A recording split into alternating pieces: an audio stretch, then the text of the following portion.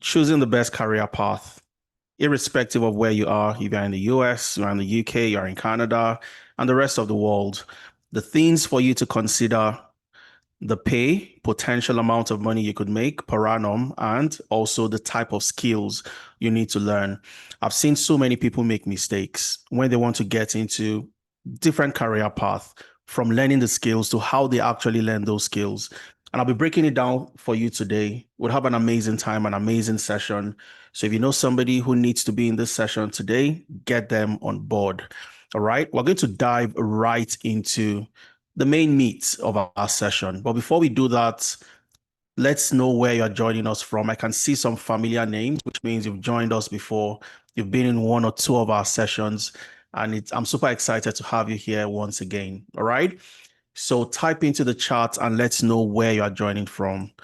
If you're joining from Canada, you're joining from the US, you're joining from the UK, joining from Nigeria, Ghana, South Africa, type into the chat. Kiki from Chicago, Princess joining us from the UK. Absolutely fantastic.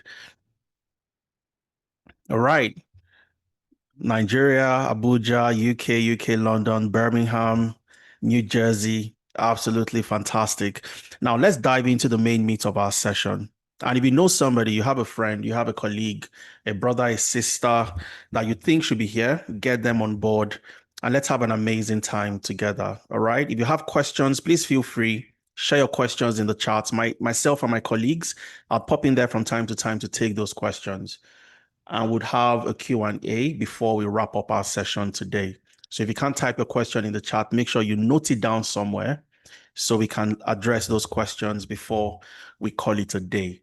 So how do you choose the best career path? And not just choosing the best career path that would easily land you a job, but how do you succeed in that career path? Okay, so these are the things I'll be addressing today. And for those of you joining us for the very first time, who are we at Tenalytics? Tenalytics is a leading educational technology company focused on helping people land high-paying jobs. And the areas we focus on are areas around the tech ecosystem, from data analytics to data science, business analysis, agile project management, cybersecurity, and so on and so forth. Over the last 4 years, we've helped over 2,855 plus people to land jobs in these different areas across different regions, from the US to the UK to Canada, Asia, Europe, and so on. And I'll be sharing the ways these professionals were able to make that pivot in their career. We've helped carers, care workers become data analysts, data scientists, business analysts. We've helped teachers become data engineers, data analysts, logistics professionals who transition from logistics to cybersecurity, and so many more.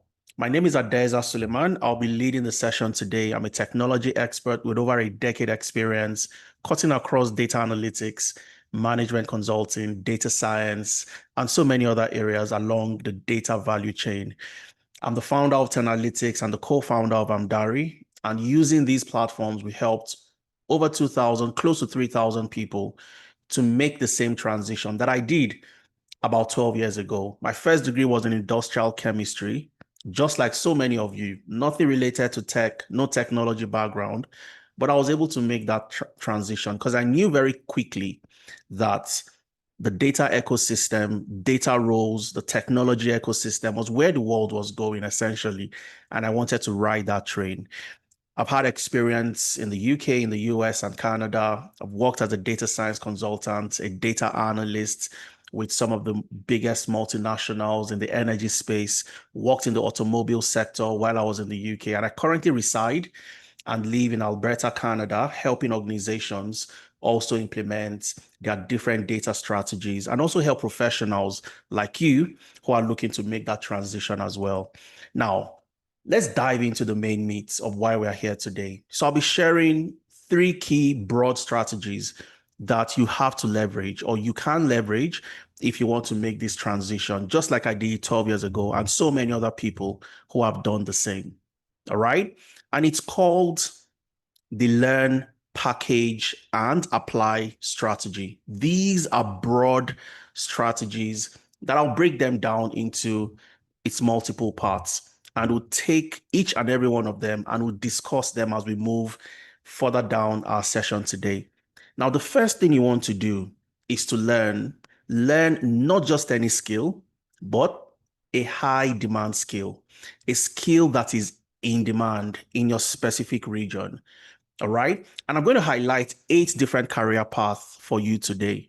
And I'll show you, explain the rationale behind these 8 career paths. So the question is, Adeza, why these 8 career paths? And I'll be showing you the rationale, the research that brought up these 8 career paths as the focus areas for anybody who wants to land a job very fast, number one, and also land a job that would stay relevant over the next 5 to 10 years. So it doesn't matter where you are, it doesn't matter what you do at the moment. If you're a teacher, if you're a farmer, if you're a nurse, if you're a care worker, if you work in the hotel, if you work in the warehouse, it doesn't matter. All right. How can you also get into one of these 8 areas? From data analytics to data science to data engineering, business analysis, cybersecurity, financial analytics, agile project management, and HR analytics. Now, the most important thing you want to do here is to focus. All right. And focus is not simply just doubling down on one specific area. Rather, it's you eliminating alternatives. And this is one of the biggest mistakes people make. All right. When I was transitioning myself, getting into data analytics, a lot of people at that time were saying software engineering is the way to go. And I was almost dissuaded from continuing my data analytics career path to moving into software engineering. And we also face the same. We are doing data analytics, trying to get into that area or getting into business analysis. But then a friend gets a job in cybersecurity, and then we start to shift our attention. All right. So focus is very paramount, very important for you to consider when getting into any career path. So you choose one and ensure that you eliminate all the other career paths, even though they are all high demand career path. Pick one, be so good at that particular career path that you can't be ignored. If you are so good that you can't be ignored, you will thrive, you will get a job, and you will build a career in that area. So that's the first thing you want to consider. And we're going to break this down a little bit further as we move on. Then you have the packaging. Packaging is simply where you are presenting and positioning yourself as the best candidate for that job. All right. The best candidate for that job. So you want to have the right CV to get you in front of the interviewers. Your CV is your representation in paper format. If you don't look good on paper, nobody would want to talk to you. All right. So how do you have a CV that is keyword optimized? Okay. Keyword optimized. How do you have a CV that is ATS compliant? The applicant tracking software or the applicant tracking system. So when you send in that CV and the ATS does a job match, looks at the keywords from the job requirements and matches the keywords on your CV, and you have to come up with something around 85% to 90% match. It is only when you get this, you get invited for an interview. So you must have the right CV, else you can't get in front of those companies, the potential employers that would love to hire you. And these are the things we work with you on. We help you revamp your CVs at Analytics, and we also help you review and revamp the CV to the industry standard. And we show you how to tailor your CV going forward in a way that you don't use one CV to apply to multiple jobs. Then you must also have a good LinkedIn profile, a LinkedIn that is your social persona that represents you as that person you say you are. If you are a data analyst, you want to get a job as a data analyst, as a business intelligence analyst, as a data scientist, your LinkedIn must communicate a data scientist if that's a career path you want to move into. All right. You want to get a job as a cybersecurity analyst, a governance, risk, and compliance analyst. Your LinkedIn profile must match that person who wants to get that job. So if you don't have a LinkedIn profile, you really cannot get started. All right. You really can't get that job. So if you don't have a LinkedIn profile, we work with you to create one. And if you have one, we also ensure that it is optimized to attract the biggest and the best organization. And when you know that your LinkedIn is optimized, is when you start receiving messages and emails from potential employers. All right. So having an optimized LinkedIn profile is absolutely critical in choosing the right career path, which is one of the first things you do. If you don't have the right LinkedIn profile that matches that person who wants to get the job, you will struggle to land that job. Then you have your portfolio. Now, I dare say that your portfolio is even more important than your CV and your LinkedIn, even though these are very important elements in the job application process. Now, what is a portfolio and why is your portfolio very, very important? Your portfolio is the evidence that you can do the job. And I like explaining what the portfolio is using this analogy. For anybody who's joined my session, you probably would have heard me use this analogy. And let's assume, and I'm going to ask the audience, okay? You want to buy a suit or a wedding dress, right? And you're considering two tailors, tailor A and tailor B. Tailor A has certificates that they've gone to the best tailoring school. The certificate is somewhere hung at the back of the wall when you get into their store. All right. And then you have tailor B. Tailor B has a shop or a store with different mannequins. The mannequins have suits and dresses on them. You can touch the dresses, you can feel the material, you can tell the quality of the finishing of those dresses or the suits. You can see the type of things, the type of suits and dresses that tailor B has sewn. Who would you be confident or comfortable sewing your suit or your dress? Tailor A or tailor B? Just type into the chat. I'd like to know your thoughts. A or B? Tailor B, tailor B. Uh, should we be posting the beginner level Excel training on GitHub? Okay, I'm going to take that question eventually. Tailor B, tailor B. Everybody's saying tailor B. Of course, tailor B. That's what Violet says. Yes, you should, Desiree. As you build your portfolio, you update. So you can pin or you can update your portfolio. It is not a static environment. It must be dynamic and change based on your newly available skills. When you know Excel, you have a lot of Excel projects. When you move to Power BI, you have a lot of Power BI projects. And the more advanced you get in the use of those tools, you also update your portfolio. So everybody says B, B, B, B, B, B. Fantastic. All right. Absolutely phenomenal. But a lot of people position themselves as tailor A. No evidence that you can do the job. So employers want to see, if I'm going to hire you as a data analyst, just like Desiree asked, can I put my Excel project? If I want somebody who knows how to use Excel, I want to be able to go to your portfolio, just like that tailor.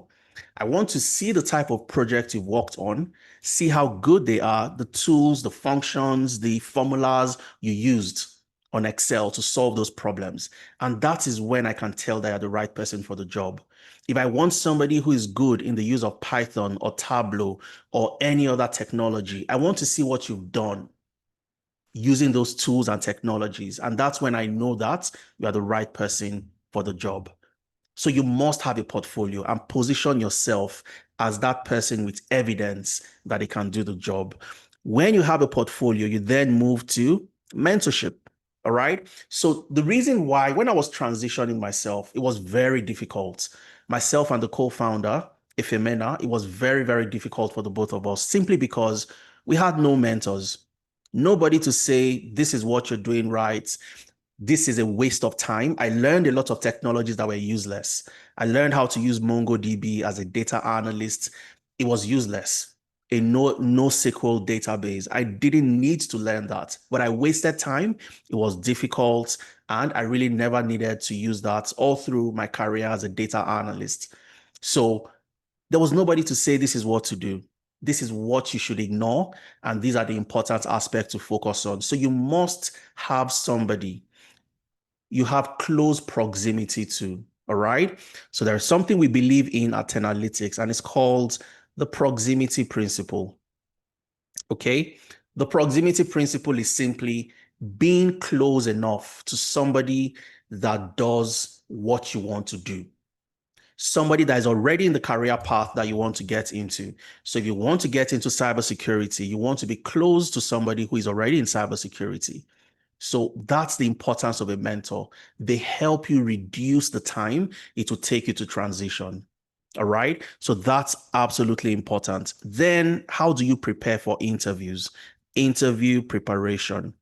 This is also part of your packaging and how you prepare yourself for the job. So when you have an interview, how do you prepare? Do you go on YouTube? Do you use ChatGPT? How do you prepare?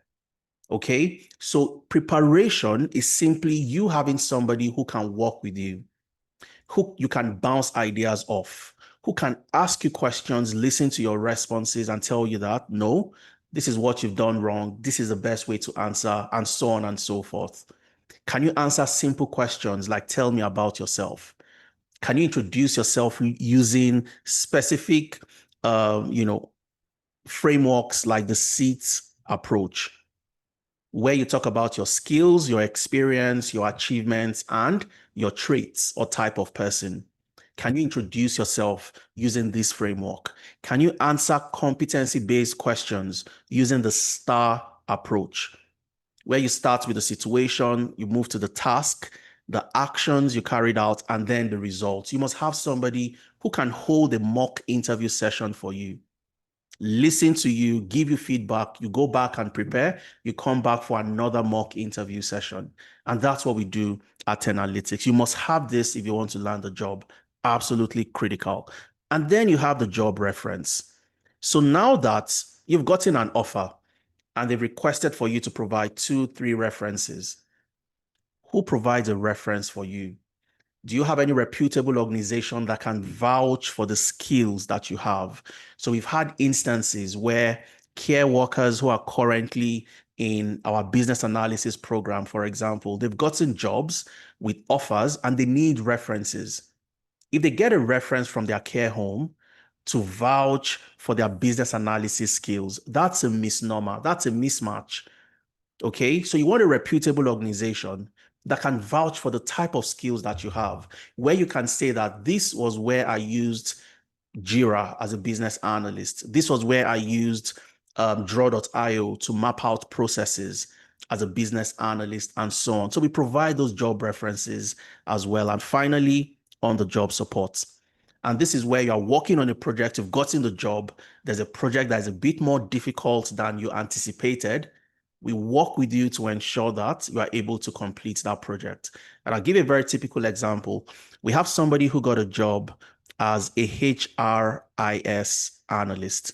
Now, the role requires configuration of Workday. Workday is a human capital management resource, okay? Workday. Now, she has some understanding of Workday, but does not know how to configure.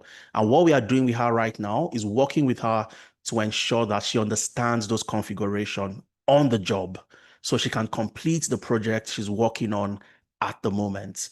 That's what on-the-job support looks like.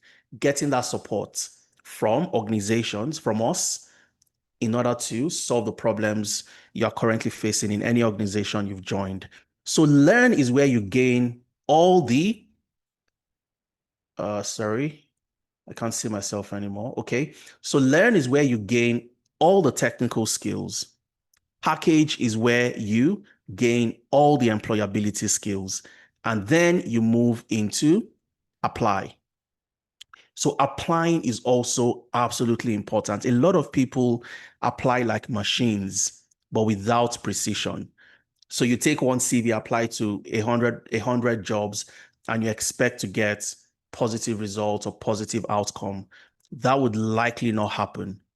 All right. So what you want to do is ensure that you know exactly how to apply, not just as a machine, but also with precision, knowing where to apply, how to apply, knowing how to tailor your CV to jobs. All right. So when you see a job requirement, you know how to tailor your CV to that job requirement. And I love to use this as an example. Okay, so let's take this Microsoft's Power BI. So on the job requirements, let's say the job, it is written as MS Power BI. Pardon my handwriting, MS Power BI. Okay. On your CV, it is written as Microsoft Power BI. Now, are these the same things? MS is a short form of Microsoft. Make no mistake. But MS Power BI and Microsoft Power BI, are they the same? Just type a yes or a no in the chat. Are they the same? Yes or no? Phil says yes. I'd love to know your feedback. So just type into the chat. T.O. says no. Emmanuel says yes. Okay. Gideon says no. Michael says no. iPhone says yes. Now, MS Power BI, Microsoft Power BI, they are the same tools. But if you have Microsoft Power BI on your CV and the job says MS Power BI, you run the risk of missing out on that particular keyword. So you want to use keywords that align with the job description itself. Okay, because you run the risk. Yes, sometimes the ATS might pick it as the same. However, most of the time, the ATS would not pick MS Power BI as the same as Microsoft Power BI. So you want to always tailor your CV to the job requirement itself. We show you how to tailor your CV. You also want to know how many jobs should I apply to? All right. So somebody joined a session like this, just like this one we're having, and they asked the question that I've been applying to jobs and I've not been able to get a job. And I asked the person, how many jobs do you apply to on the average every week? And he said 2 jobs. And I said, you must be joking. You can't be applying to, 2 jobs every day. You can't be applying to 2 jobs every day and expect to get any positive outcome. It's a waste of time. So you need to understand that volume and quality go hand in hand. So you must apply in volumes and also quality volumes. All right. So you want to know on the average, for you to get a job offer, you need 267 quality job applications. It could be lesser than 267. It could be more, but on the average, by the time you've done 267 quality applications, it should lead to 1 job offer. Okay, you landing a job. So you know, and you know exactly the number of jobs you need to apply to per day, per week, and so on and so forth. And these are the things you need to know how to do. We show you how to do that. And this is knowing how to apply. All right. And you must also have access to the hidden and the paid job market. If you're applying to jobs where everybody else is applying to jobs, on LinkedIn, on Glassdoor, Indeed, CV Library, read.co.uk, Workopolis, built-in Flex Jobs, you'd get exactly the same results. All right. So what we do at Analytics is we subscribe to paid job boards that are paid. So not everybody has access to those type of job boards.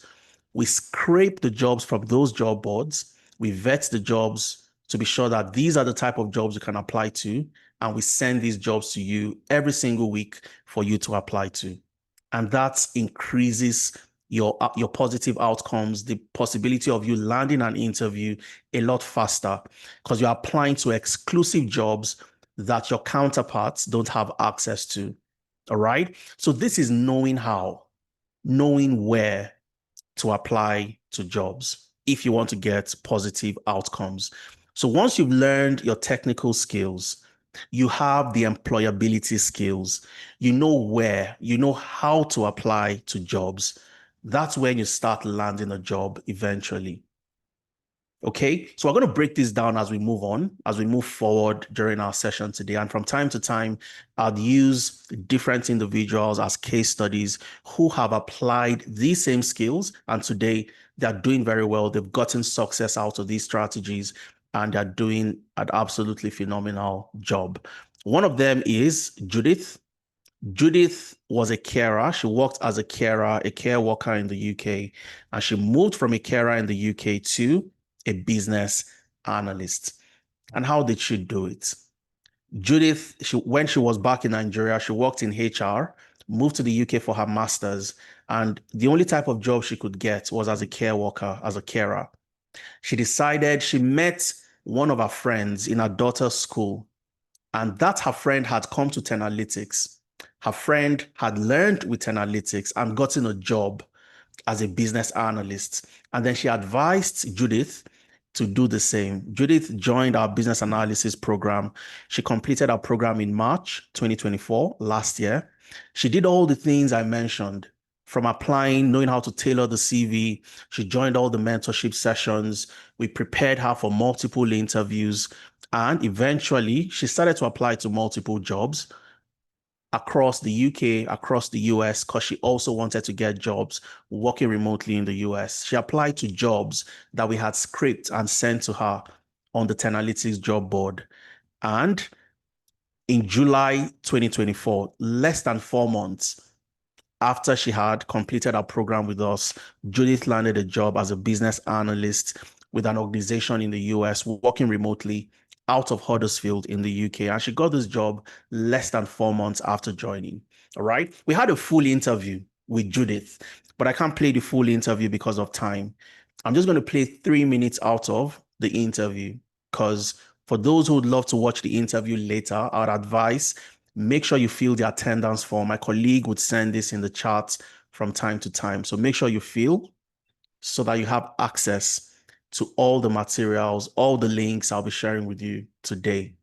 But this is Judith's story. And she told her story and how she was able to make the transition. I'm going to play just 3 minutes out of that interview.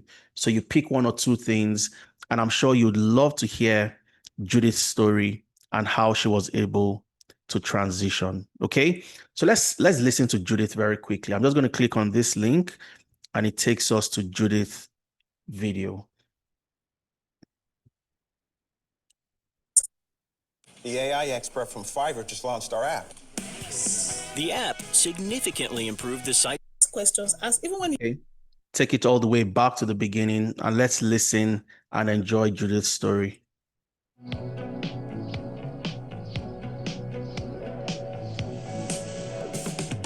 That pressure really helped me. That in this job now, I'm about to take a higher role. Yeah, I'm about to take a higher role because within a few months, my boss was like, oh, I see you're very good. I said, yes. I got my training with Analytics, and they're very good. Even my classmates that we went to school together in the UK, most of them are asking me. I've referred about 25 of them to Analytics.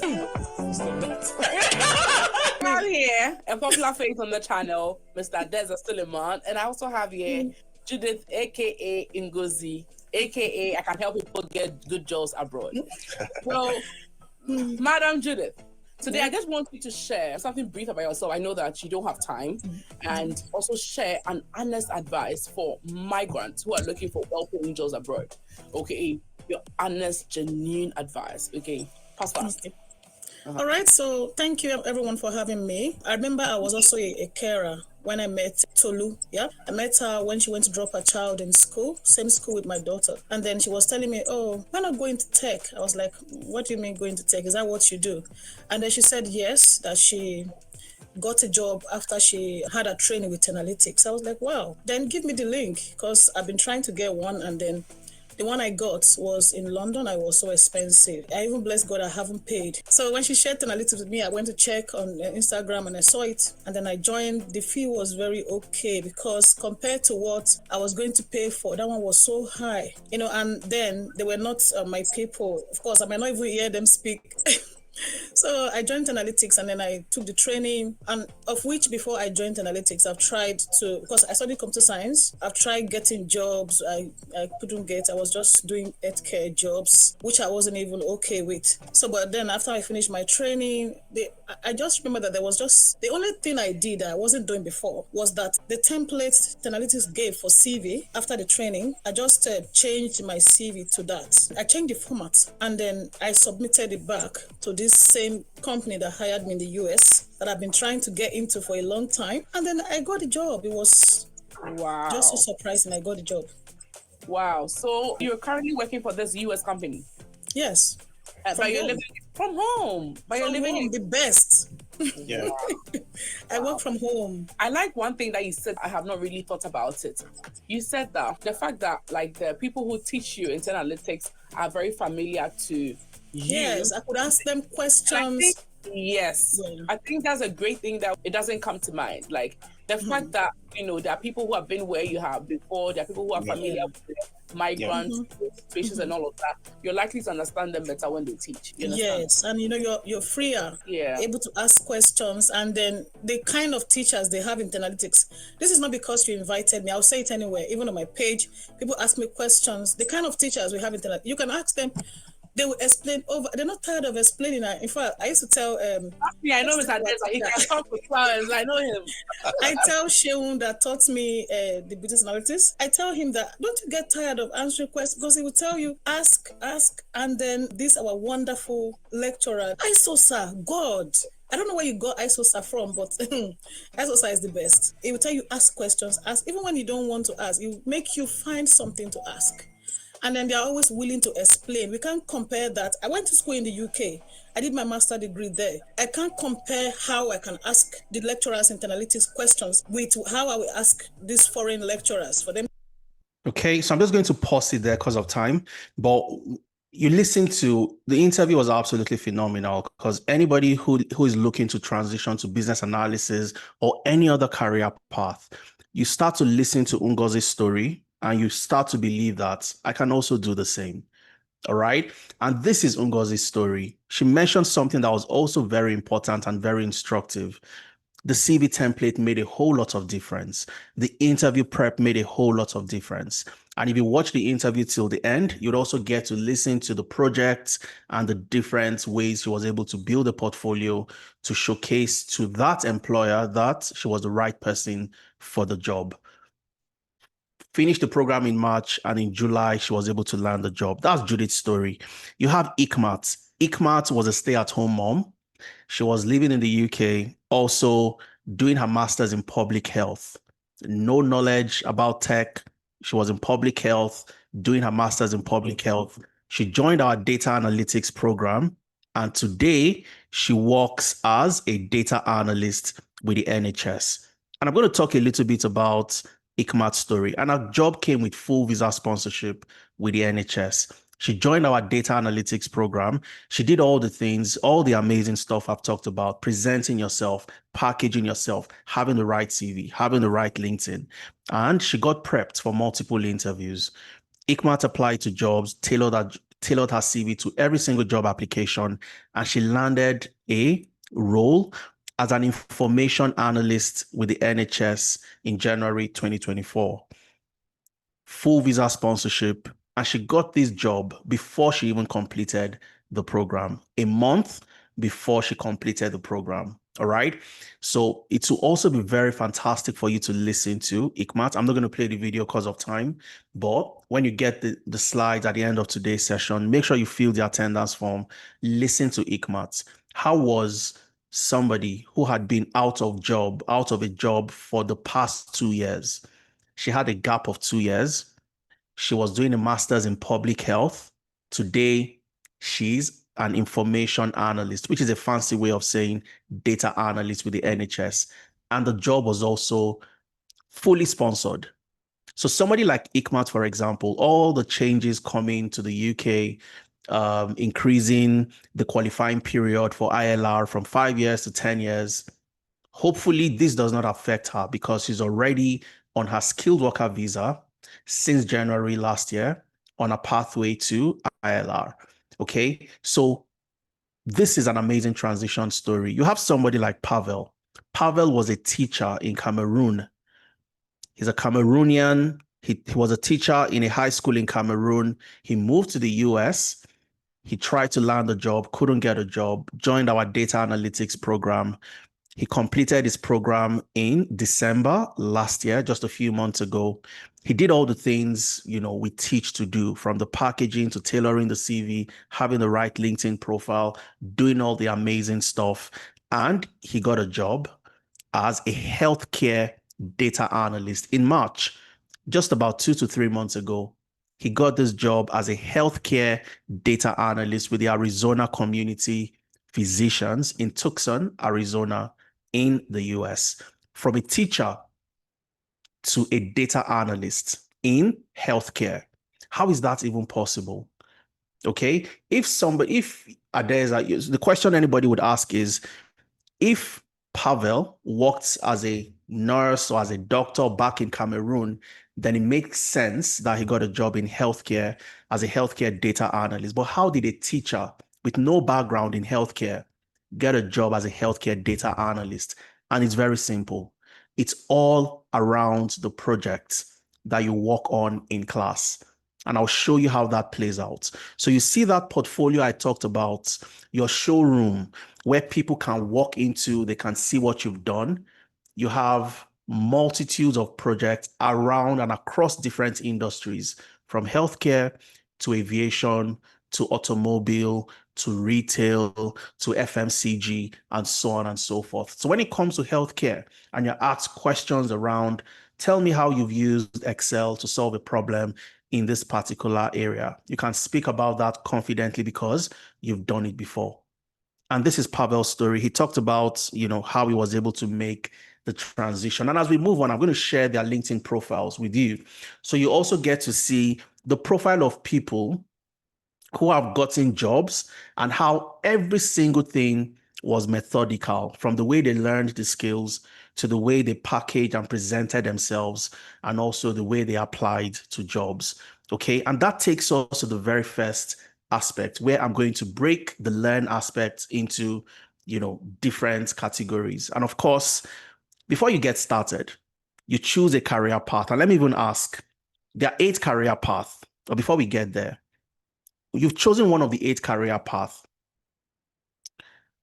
Getting crystal clear on your target role is absolutely important. This is what I want to do. I'm going to become so good that they can't ignore me. All right. The job Ikmat got with the NHS as an information analyst, it required her to use only Microsoft Excel.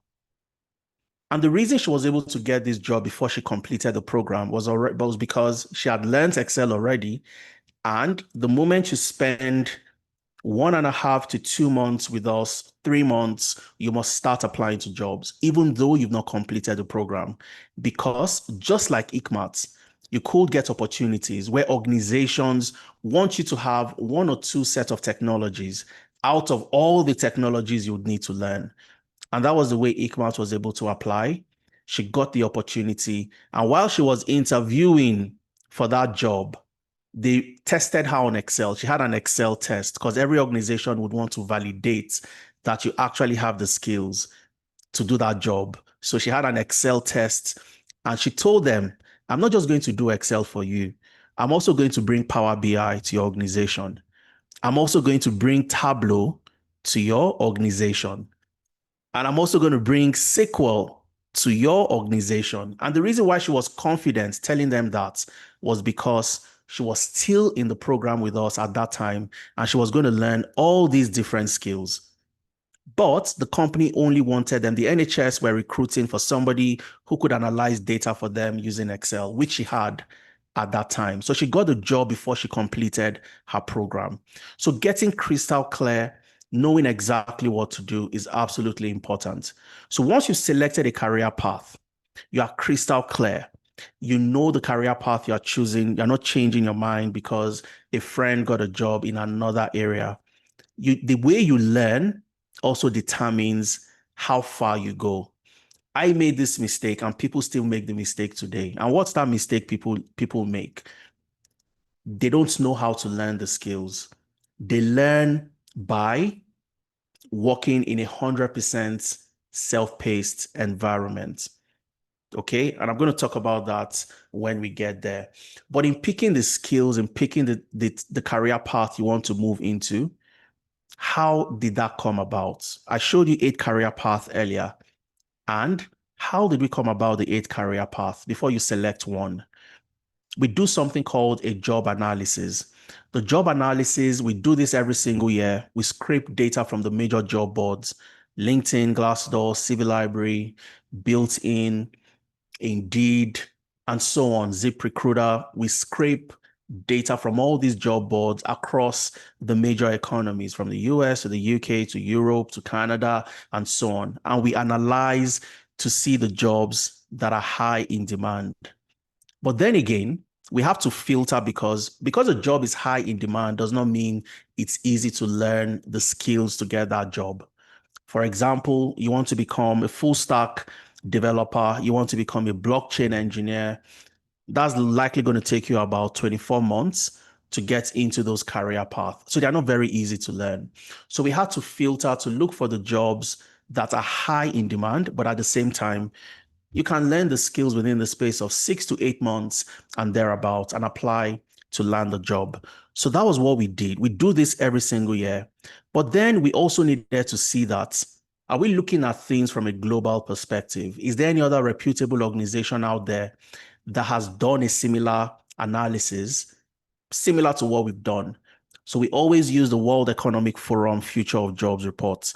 And this is a report churned out every 2 years. The most recent was in January 2025, January this year. And it shows you the jobs that would grow in demand.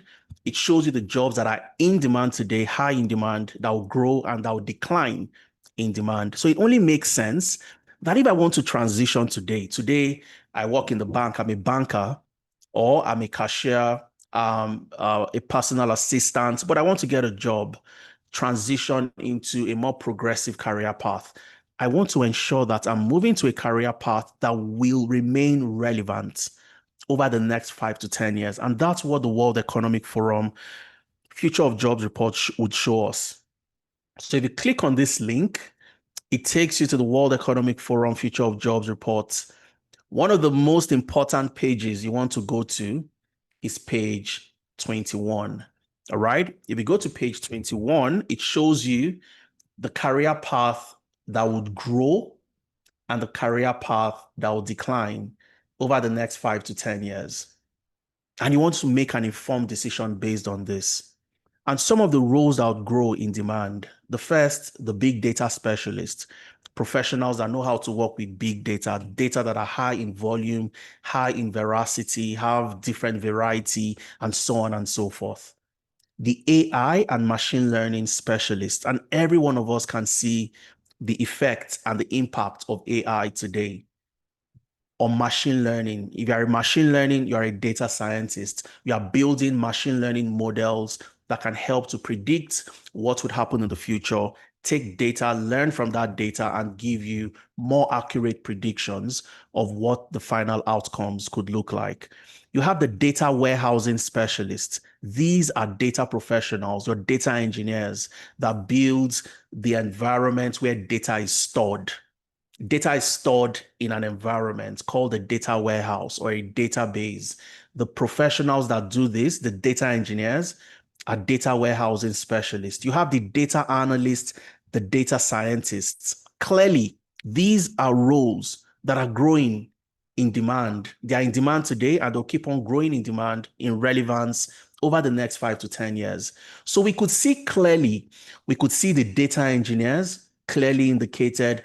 We could see the process automation specialists. These are the business analysts. The business analyst would look at a process, identify the gaps and inefficiencies, and recommend solutions to optimize that process. If it takes 5 days, we want it to take 5 minutes. And for a process to be reduced from 5 days to 5 minutes, you must implement some level of automation, which the business analyst would recommend, manage the project to ensure that those processes are automated and optimized.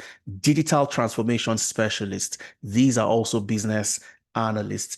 All right. You'd see the project managers, the business intelligence analysts. These are also data analysts. You see the database architects, the project managers, not your conventional project managers, but your agile project managers. Okay. So we could see that the World Economic Forum Future of Jobs report aligned with our own job analysis. And finally, we also looked at the regional analysis. In the UK, we looked at the eligible occupations for the skilled worker visa. In the US, we looked at the job titles with the highest H1B acceptance rates. So all the links, I've kept them here for you. For example, if you click on this link, it takes you to the H1B. You see the highest acceptance rates. The most recent data available is in 2024. You're not likely going to see anything for 2025 yet. But you see some of the job titles with, H1B acceptance: software engineers, software developers, assistant professors. And then you'd see the data engineers. You'd see the data scientists, the project man. Whoops, sorry.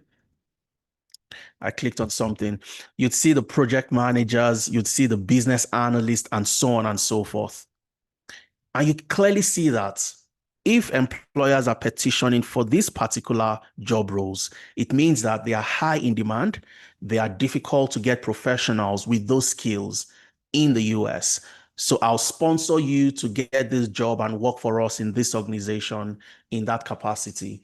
In the UK, for example, you have the eligible occupations for the skilled worker visa.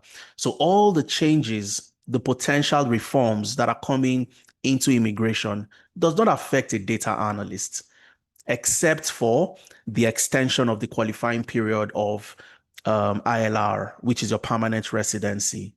So if you're a data analyst today and those reforms are passed, and rather than waiting for 5 years for ILR, you have to wait for 10 years, then that would likely affect you.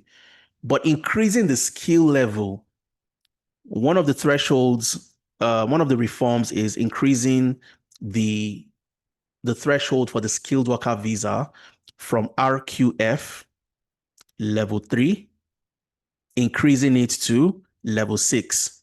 It doesn't affect a data analyst. This doesn't affect a business analyst, a project manager. Why? If they're increasing from level 3 to level 6, what's level 3? Level 3 are jobs that are classified under the complexity level of somebody who has a high school certificate, high school or A levels. And what does this mean? It means that for roles like chef, if you're a chef, for example, you don't need, it's not a career path that is highly skilled. A care worker role is not a career path that is highly skilled. Anybody can be trained, even if you're in, high school, you just finished high school or secondary school, you can be trained to do the job of a care worker, and so on and so forth. So what happened before these reforms is that level 3 roles were also opened for sponsorship. But these reforms are saying that let's move from level 3 to level 6. So for you to get sponsorship, you must have a minimum of level 6, which is the jobs you apply to are classified under the complexity of somebody who has a bachelor's, a BSc, or a BA. So a project manager's role, a data analyst role, data scientist role are level 6 and above. So this doesn't affect you in any way.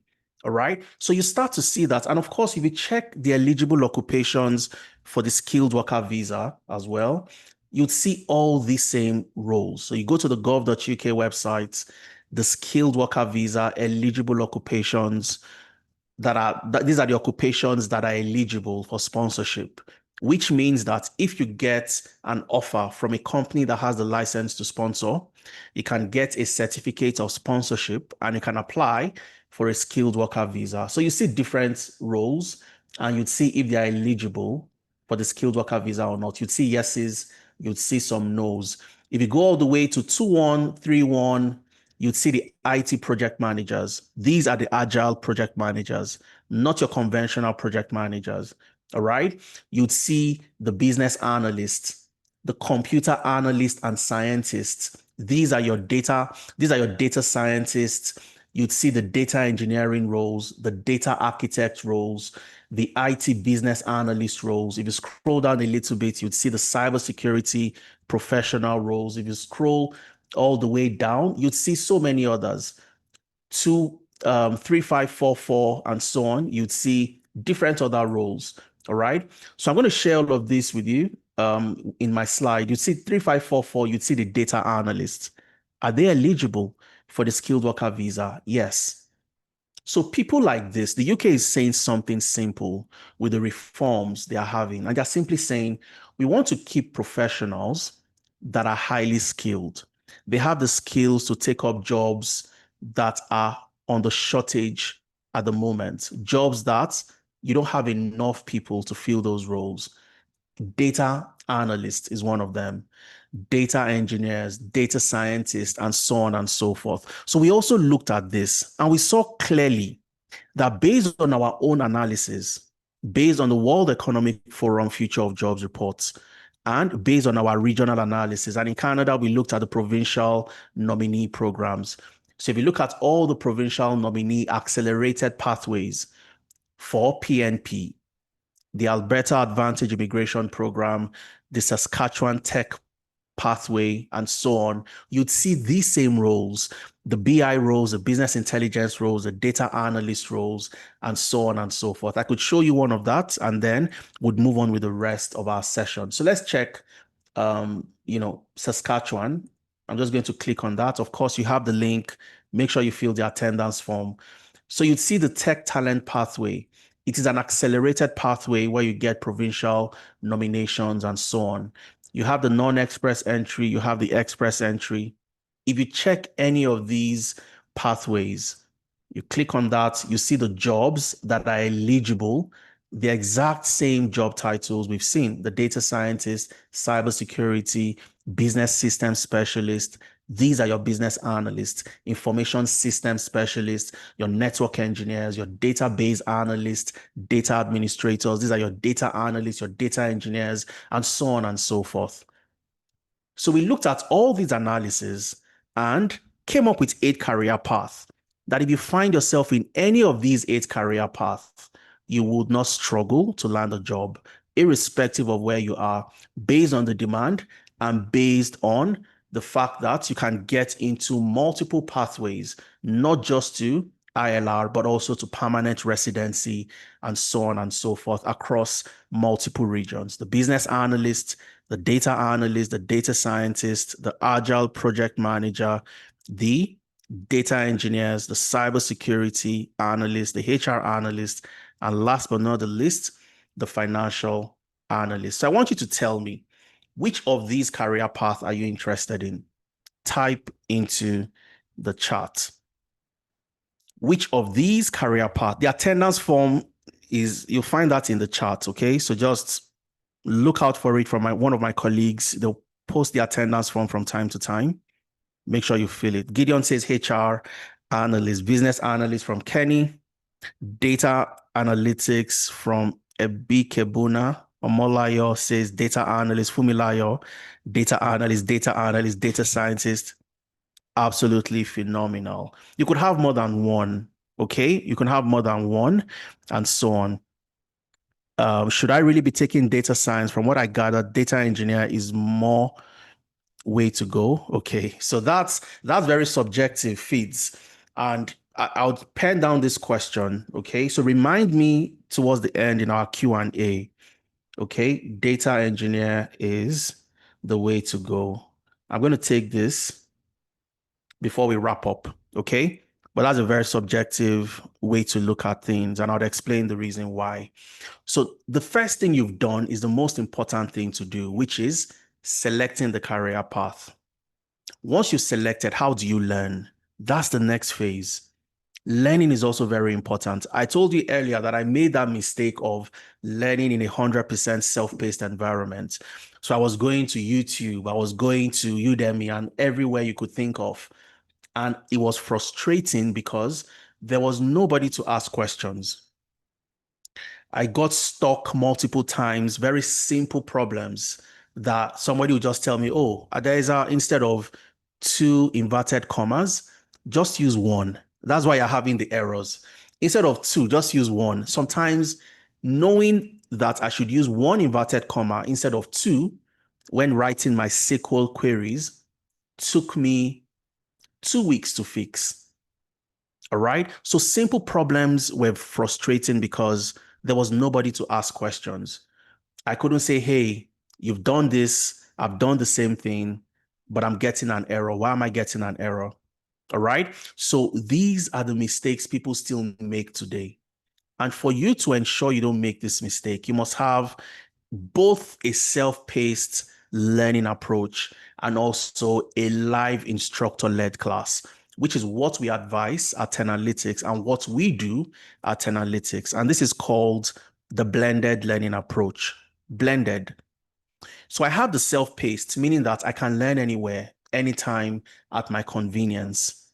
Okay, I can decide on a Monday evening, on a Thursday afternoon or morning. I can, practice, study, work on projects at my convenience. But more importantly, I must have somebody, a real human being like myself, who I can ask questions because they've done the job before. They know exactly what to do. If I'm having a problem, they know how to tell me the why behind the what. Most people that learn in a self-paced environment, they know the what, but the why is more important. So why am I using an Excel table instead of using a named range? Why is more important than the what. And most people that learn on their own, they don't know the why behind what they are doing. So you need to have somebody to walk you through these kind of problems. Okay. So I'm going to show you what the self-paced class looks like, what the live instructor-led class looks like. And then we move to the packaging part and how that is also important. We break that down a little bit more. So for anybody who joins a Analytics program, you have both the self-paced and you have the live classes. All right. So your self-paced, all you have to do, anybody who's registered with Analytics, you go to the website, you'd sign up, you have access to your own dashboard. So if you click on the dashboard, it takes you to your own unique dashboard. And this is based on the program you've registered for. Okay. Let me just take this down. I don't know why my hand is raised. Lower. Okay, so it takes you to your dashboard, and let's assume I've registered for business analysis or I've registered for data analytics. I'll see the program I've registered for. All right. And if I click on continue learning, it takes me into my class and I can watch any video. I can practice at my own convenience. I can log in any time of the day, anywhere, any day, anytime. So let's take, for example, you have your materials, how to install, introduction to data analytics, how to create your portfolio. You have all these things right here. Let's take, for example, I want to learn how to write DAX in Power BI. Okay, I come here, I go to my material, I click on writing DAX measures, or I want to watch videos on creating a dashboard template. I click on that and it takes me to my video. I can watch this video. Okay, I can watch it all the way till the end, and I'm simply doing exactly what my trainer is telling me to do, essentially. I want to learn how to write DAX measures. I can click on that, go to the video, and I can learn how to write DAX measures. All right. So this is where you are learning at your own convenience. Every single module has a case study. So you work on a case study. I want to learn Power BI service. I come there. I want to learn SQL. I can watch all my videos, introduction to SQL, and so on and so forth. This is the self-paced aspect of your program. And then you have the live class. The live class is where you join somebody like myself, walking you through solving problems, working on projects together, and so on and so forth. You have your class material, and this is where that gentleman who was a teacher in Cameroon got a job as a healthcare data analyst. How did it happen? Every single class comes with a case study, and your case study is based on real world experience. So we take my experience over the last decade, over the last 12 years, all the problems I've solved, we couch them into case studies, change the name of the companies, change the data sets so that because of data privacy, you can't tie any specific case study to a real company. And you work on those same projects in the energy sector, in the automobile sector. And this is a case study for a company called Rev Autos. So you look at the business overview. Rev Autos currently have a problem, and their problem is they offer customers warranty, extended warranty, and they need to know when will a customer likely come in to claim that warranty and so on and so forth. Their data is not structured, it is inconsistent, they have no reporting and so on. So you as a data analyst would help them solve that problem. So the aim of the project is to identify data quality issues, standardize and clean the data, build an interactive visualization, and develop a dashboard. And what tool or tech stack would you use to do this? Microsoft Excel. So this is an Excel live class. So you don't learn Excel the conventional way. You learn how to use Excel to solve real world problems. And you do this together with your facilitator in class. And even if you miss this class, the class recording is always available. So you can come there, click on the link. It takes you to the class. You see exactly what happened in class on that day. This is your facilitator, the amazing Amaka Daniels. That's your data analytics facilitator. Will teach you how, and you can see the case study, solving it together in class. You have the opportunity to ask questions. You can stop your trainer. You can say, oh, what am I doing? Why is mine not happening the same way yours is? Am I making a mistake? And so on and so forth. All right. And this is what a typical live class looks like. And you can always come back and watch the recording if you miss the class. Okay. And that's how you build the skills. That's how you learn the skills using those technologies to solve real problems, not just watching videos and doing what you see. All right. So when you've learned that way, you now need to focus on what employers want. That's packaging. You're not packaging yourself for yourself. You're not packaging yourself for other people. You are packaging yourself for what the employers want. And what do employers want? They want you for your competence. All right. So this is how you build a profile that attracts the biggest and the best organizations, the type of organizations you want, building a profile that matches that profile that those organizations want from you. And they want you for your competence. So before you start packaging, remember, a lot of people are like that Taylor A at the beginning. Taylor A, who has all the credentials, they have all the certifications. They brag about the fact that I got a distinction in this. I have a master's in the UK, a master's from the US. Employers don't care about where you studied. Okay, we have people who studied all over the world. They've studied in Nigeria. They've studied in University of Ado-Ekiti. But today they're working with Goldman Sachs, some of the biggest organizations across the globe. Why is that the case?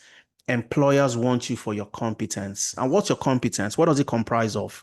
Two things: your skills and your experience. Just two things from you.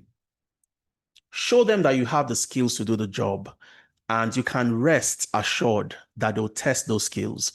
So if they want to hire a business analyst, they'll test you. You'd likely make a presentation. You'd likely be solving a case study. If they're looking to hire a data scientist, you'll be tested. You'll be given a project to work on. Wrangle this data for me, do this, do that, build this model, tell me how you selected your machine learning algorithms, explain your accuracy, your result, and so on and so forth. They'll test your skills. So you must show that you have the skills to do the job on the one hand, and on the other hand, you must show that you have the experience. And this is you being that tailor who has mannequins in their store with the dresses and the suits that shows that you have the right skills to do this job for them. If you don't have this, you are always going to struggle to land a job. And so many people focus on credentials, and that's why they are stuck where they are. Always remember competence over credentials. And I'm going to give you a practical case study of somebody who always thought certifications were the best. That is all you need to have, until they came across 10 Analytics. Hope moved to Canada. She had project management certifications. She had Scrum Master certifications, but she couldn't land a job in Canada. And she was wondering what she had done wrong. I have all the certifications. So why am I not getting a job? All right. And what happened? Hope came across us, Hope Atogi. She came across Tenalytics last year in September. She joined our Agile Project Management program, September 2024. And by December, she had landed a job. In about 3 months, she got a job as a project analyst with a company called Visman in Waterloo, Ontario. How did this happen? Hope had always focused on her certifications. She didn't know how to position herself using the right type of CV, the right CV format, also the right LinkedIn profile, and so on and so forth. And she also didn't know how to approach interviews. And these were the things we worked on for Hope, building a portfolio, showing that you have the competence to do the job. Because your certifications are just a measure of your memory retention and how you can remember those things during an examination. Is not a test for how well you can do the job. It's a test for how well you can remember and pour out those things on a paper when you're tested in a classroom for them. So employers know this, and Hope couldn't land a job. She came to us, we worked with her, and in about 3 months, she landed a job as a project analyst. But I want you to listen to Hope yourself and hear how she moved from somebody who had all the certifications, who couldn't get an interview, to somebody who landed a six-figure job after she had joined our Agile Project Management program. We prepared Hope for her interviews. We provided Hope with our references. And today she's a project analyst, six figures in Canada. But I want you to hear from Hope yourself. Okay. So I'm going to click on this link. It's just for about 2 minutes thereabouts, but I'm going to speed it up a little bit. Okay, I'll speed it up a little bit because Hope spoke very slowly. Okay, so that's Hope. I'll take it all the way back to the beginning. I'm going to put this on about playback speed of 1.25. Okay, so let's listen to Hope, listen and enjoy, and get to learn something from what Hope said about her transition story. It helped me land my first project management job in Canada, and I'm really grateful for it. Of course, it's a six-figure job, and I appreciate the fact that they had a great impact in me landing that job.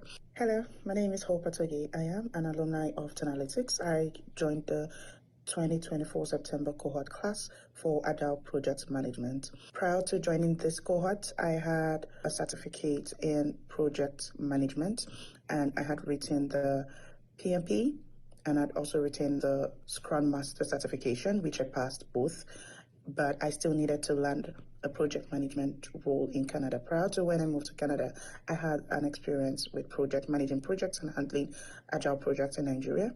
But moving to Canada, I hadn't gathered enough experience in the project space, so I needed to break into that space. Tenalytics was recommended to me, and I tried it. I had a focus of what I wanted, and they helped me achieve that. I joined the class, it was very interactive, it was very educative. I increased what I knew prior to joining the class, and I learned new things as well. I would definitely recommend Tenalytics to anyone who is looking to break into a new field or change career path. I think Tenalytics is where you should be. You should register with them. They would help you with your post-registration, ongoing classes, getting a job, interview processes and all that. While on the project, while in the class, I applied to a couple of jobs, and Analytics helped me with my interview preparation, giving me tips, organizing mock interview sessions as well, and it helped me land my first project management job in Canada, and I'm really grateful for it. Of course, it's a six-figure job, and I appreciate the fact that they had a great impact in me landing that job. I will recommend Tenalytics to anyone who is looking to change career path, and they would help you through the process before, during, and even after you land a job. They're willing to help you answer questions, guide you through, help you settle in your new role as well. Thank you very much, Tenalytics. I really appreciate your help in my career growth, and I hope that anyone who is looking to make an impact in their careers or change career path are looking to work with Tenalytics, because they're one educational agency I would recommend to anyone. Thank you very much, Analytics. So that's Hope. Hope is a classical example of somebody who had certifications that never worked for her until she started to prioritize competence. She joined us in September, December. We helped her land her first project management role in Canada. All right. Don't forget, you want to listen to all these professionals. Make sure you fill the attendance form. I'll be sharing my slides at the end of the session today. So you have access to that, I have access to the recording and so on and so forth. And of course, we talked about the packaging parts, competence over credentials, show that you have the experience to do the job. And there are multiple types of portfolios depending on the program you joined. All right. This is Victor. Victor is a data scientist. If you click on Victor's portfolio, it takes you to the type of jobs he's completed. If I click on this, for example, you'd see Victor's portfolio and what Victor has done over the years, his core competencies. You'd see the projects he's worked on. He's built an AI-powered customer care chatbot as a data scientist. He's worked on global aid cluster analysis, loan default prediction, helping a company predict customers that are likely going to default on their loans. And this was a project that was completed in class. So you work on these projects, you complete the project, you upload them to your portfolio. So anybody can come here, can click on this link, for example, and it takes them to the project that you've completed. They can read the documentation, what the problem statement is all about, the methodology you carried out, and even more importantly, they can see your codes as a data scientist. Click on the Jupyter notebook, and they can see the codes, the libraries that you used, how you cleaned your data, how you carried out your exploratory data analysis, and so on and so forth. Okay. And this is what gives them the confidence that if we hire Victor, Victor would do the job for us. You have somebody like Victoria. Victoria is also a data analyst. Victor is a data scientist. Victoria, a data analyst. If you click on that, you see Victoria's portfolio as well. Okay. And you'd see projects like the Deep Care Hospital ER analysis, helping one of the healthcare organizations, a hospital, streamline their emergency room, operations, and did this using Tableau. You can click on this link. It takes you to the project. You can see the Tableau dashboard that Victoria built. And anybody who sees this would see what Victoria has done. It is interactive. I can click everything, deselect. I can select Q1, Q2, Q3, and I can see the data appear. And if I'm hiring somebody who knows how to use Tableau, I can see that Victoria has used this to solve a real problem, okay? And this is how you showcase that you have the skills. An aviation project, flight analysis using Excel, a logistic project, food delivery service using Tableau, an FMCG project, product analysis, Nestle product analysis using Power BI, Zenith electronics analysis using SQL, and so on and so forth. Then we talked about all the other aspects. We've talked about that already, from your CV to your LinkedIn, navigating the job market, interview prep, and so on and so forth. And all you have to do is go to your classroom, your live classroom, and you have access to all these materials. So one of the things you'd see under your important materials is where to upload your CV. So you upload your CV right here. We work on your CV. We send them back to you. So you have an industry standard CV that is keyword optimized for that particular role, ATS compliant, and so on. And then we show you how to tailor your CV. I would show you how to tailor your CV. All right. So there's a video showing you how to tailor your CV. And all you need to watch this video, and you'd clearly see that's me right there showing you what you need to do, how to tailor your CV. We take a real job description, we take a real CV, and we start making adjustments, and you know how to tailor your CV going forward using different tools and technologies and so on and so forth. So when you're applying to that job, you are taking one CV and applying to one job because you know exactly how to tailor that CV to the job. All right. So you have so many other sessions where we send you jobs for you to apply. So every week from paid job boards, we script these jobs and we send them to you. All you have to do is come in here, click on any of them, and you start to apply. Okay. So you'd see the jobs for those in the UK, for example, jobs that come with sponsorship. And we have vetted these jobs and we know that these are the jobs that you can get in Canada, in Nigeria, in the US. Every single week, we send you these jobs. You'd see those that with sponsorship and so on and so forth. And one of the websites we use is the UK Visa Jobs. Okay, that's one of the websites we use. We use Visa Jobs HQ as well, and so many other platforms. So if you go to UK Visa Jobs, which is a paid platform, it's not for free. You have to pay to have access to the job board. So we pay to this board and we scrape the jobs and make them available to you. So you'd see where apply for student, graduate, and experience hire jobs with visa sponsorship. Okay, exclusively jobs that come with sponsorship. And now that we're here, I'm just going to show you a couple of profiles like Oluwa Damilare who got a job, or we can even go to um, whose profile? One of the profiles we've talked about already. Let's go to Pavel. We talked about Pavel, the teacher who became a data analyst. That's Pavel right there. One of the things you'd see when you go to Pavel's profile is Tenalytics. And this is part of positioning yourself as the right person for the job. Okay, so you'd see Tenalytics, data analyst, and so on. And this was just before he got this job as a healthcare data and reporting analyst with the Arizona Community Physicians in March this year. Okay, ICMAT as well. ICMAT, who has sponsorship, you go to ICMAT's profile. One of the things you'd see is you both worked at Analytics. All right, so you'd see on her profile data analyst just before she got this job in January 2024 with the Sussex Community NHS Foundation Trust. Any organization that sees that you're already on that job, they're more confident that you can do the job for them. So you must present and position yourself as that person who can actually do the job because you've done it before. And that's part of your packaging. Okay. When you join us, you don't join us as a student, you join us as a contractor, as a consultant. All right.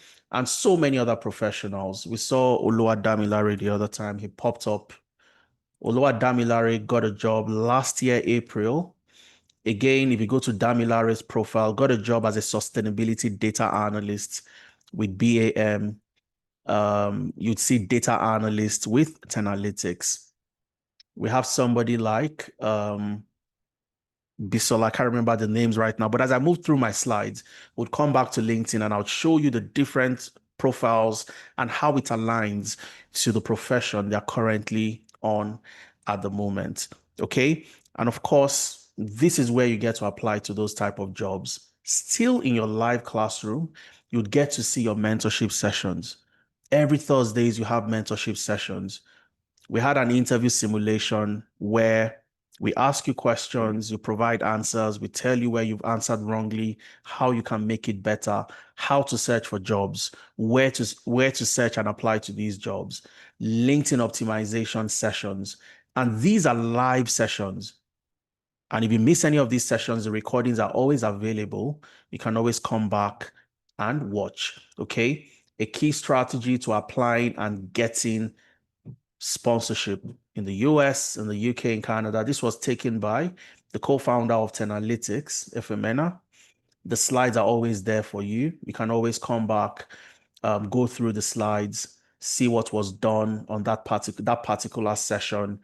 And that's Efemena right there. Fantastic, amazing professional. So you're learning from the best who have done this. They've been there, they've done that, and they also help you make that switch. Your interview prep, all you have to do is go to your dashboard. All right. In the LMS, go to your dashboard and you'd see where you have your interview preparation. You click on schedule appointment, select the program, data engineering, if that's what you've joined, the link to the job you've applied to, the interview stage, first or second level, select it. Select the date you want to be prepared for that interview, okay? And then upload the CV you use to apply to that job. Somebody would join a one-on-one session, hold a mock interview session with you and prepare you for that job. Okay?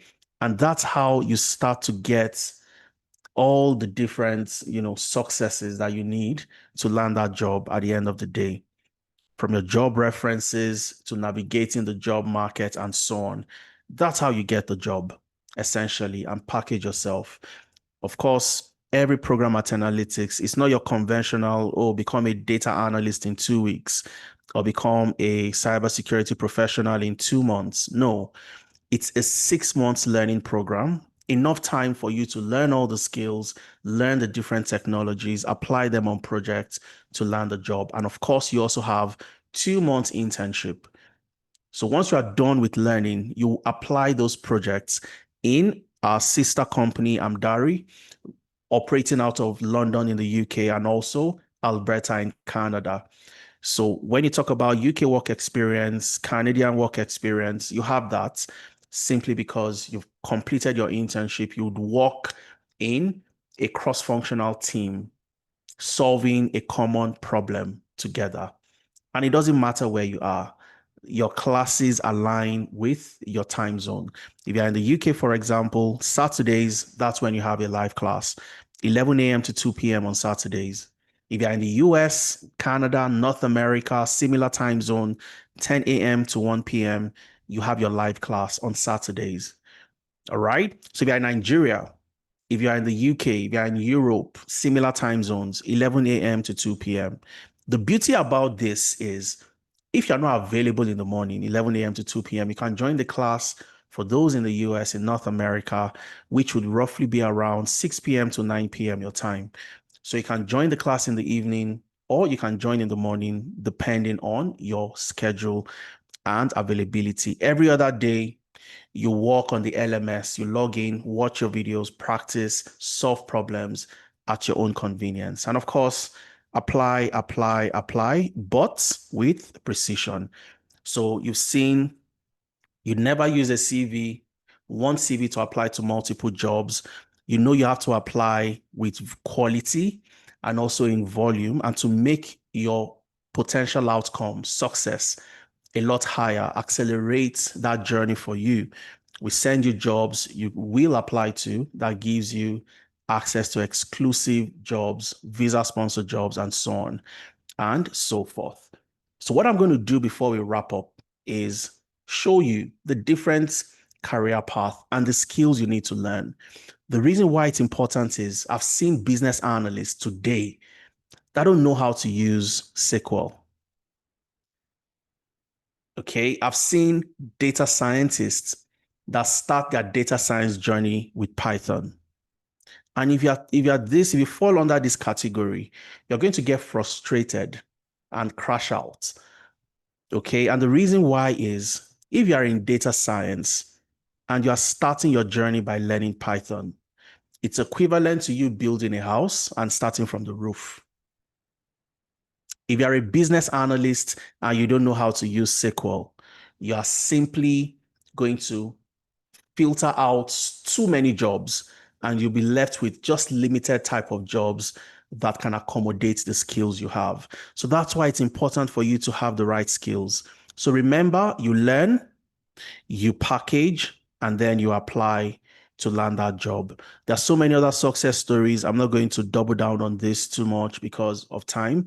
They are always going to be on my slide. Make sure you fill the attendance so you have access to my slide. This is Toyin. Toyin was a pharmacist back in Nigeria, moved to the UK, joined our data analytics program. Today, she's a benefit analyst with the NHS on full visa sponsorship.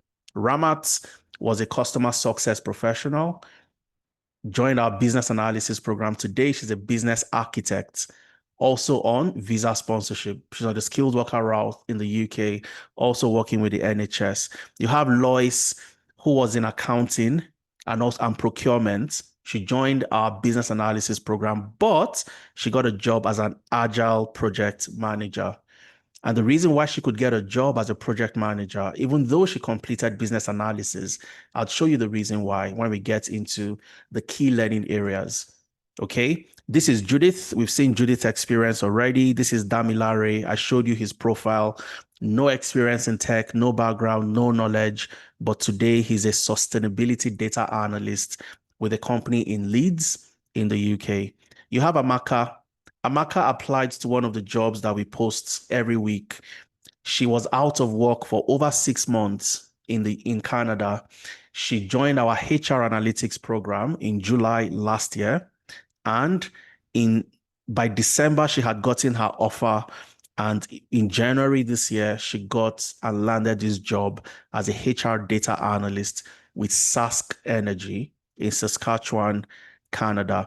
You have Sonia. She joined HR analytics.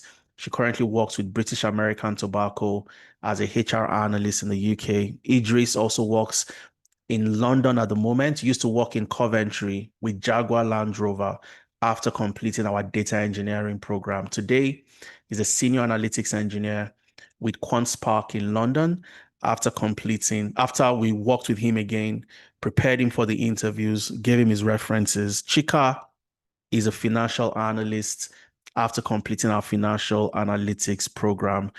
Benga is in Poland as a business data analyst.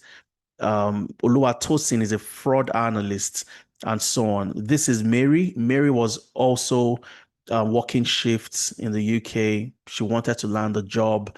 She joined our business analysis in November. By March this year, she got a job as a business data analyst with NatWest, full visa sponsorship. She was so excited.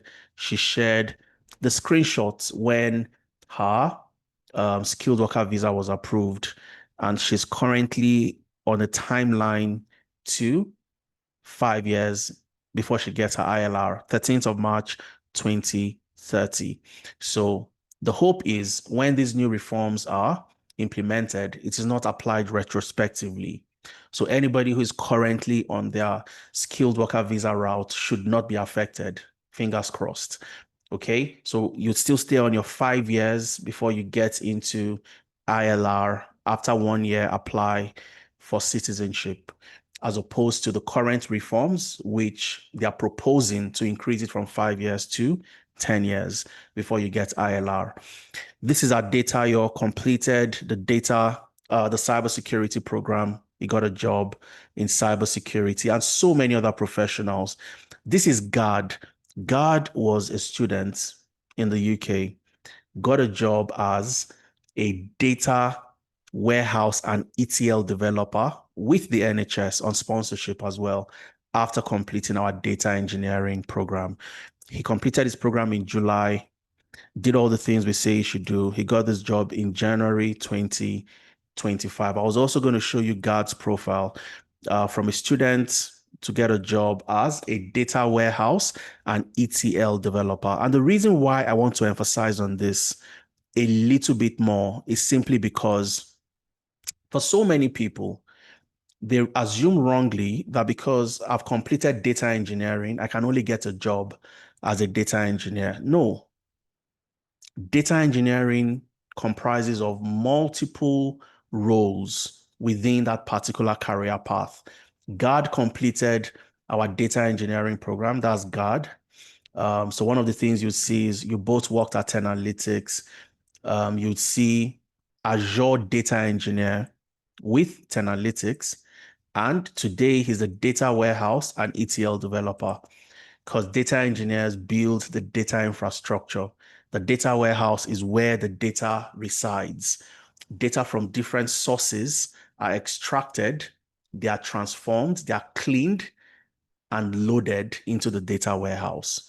So when you see ETL, ETL means extract, transform, and load.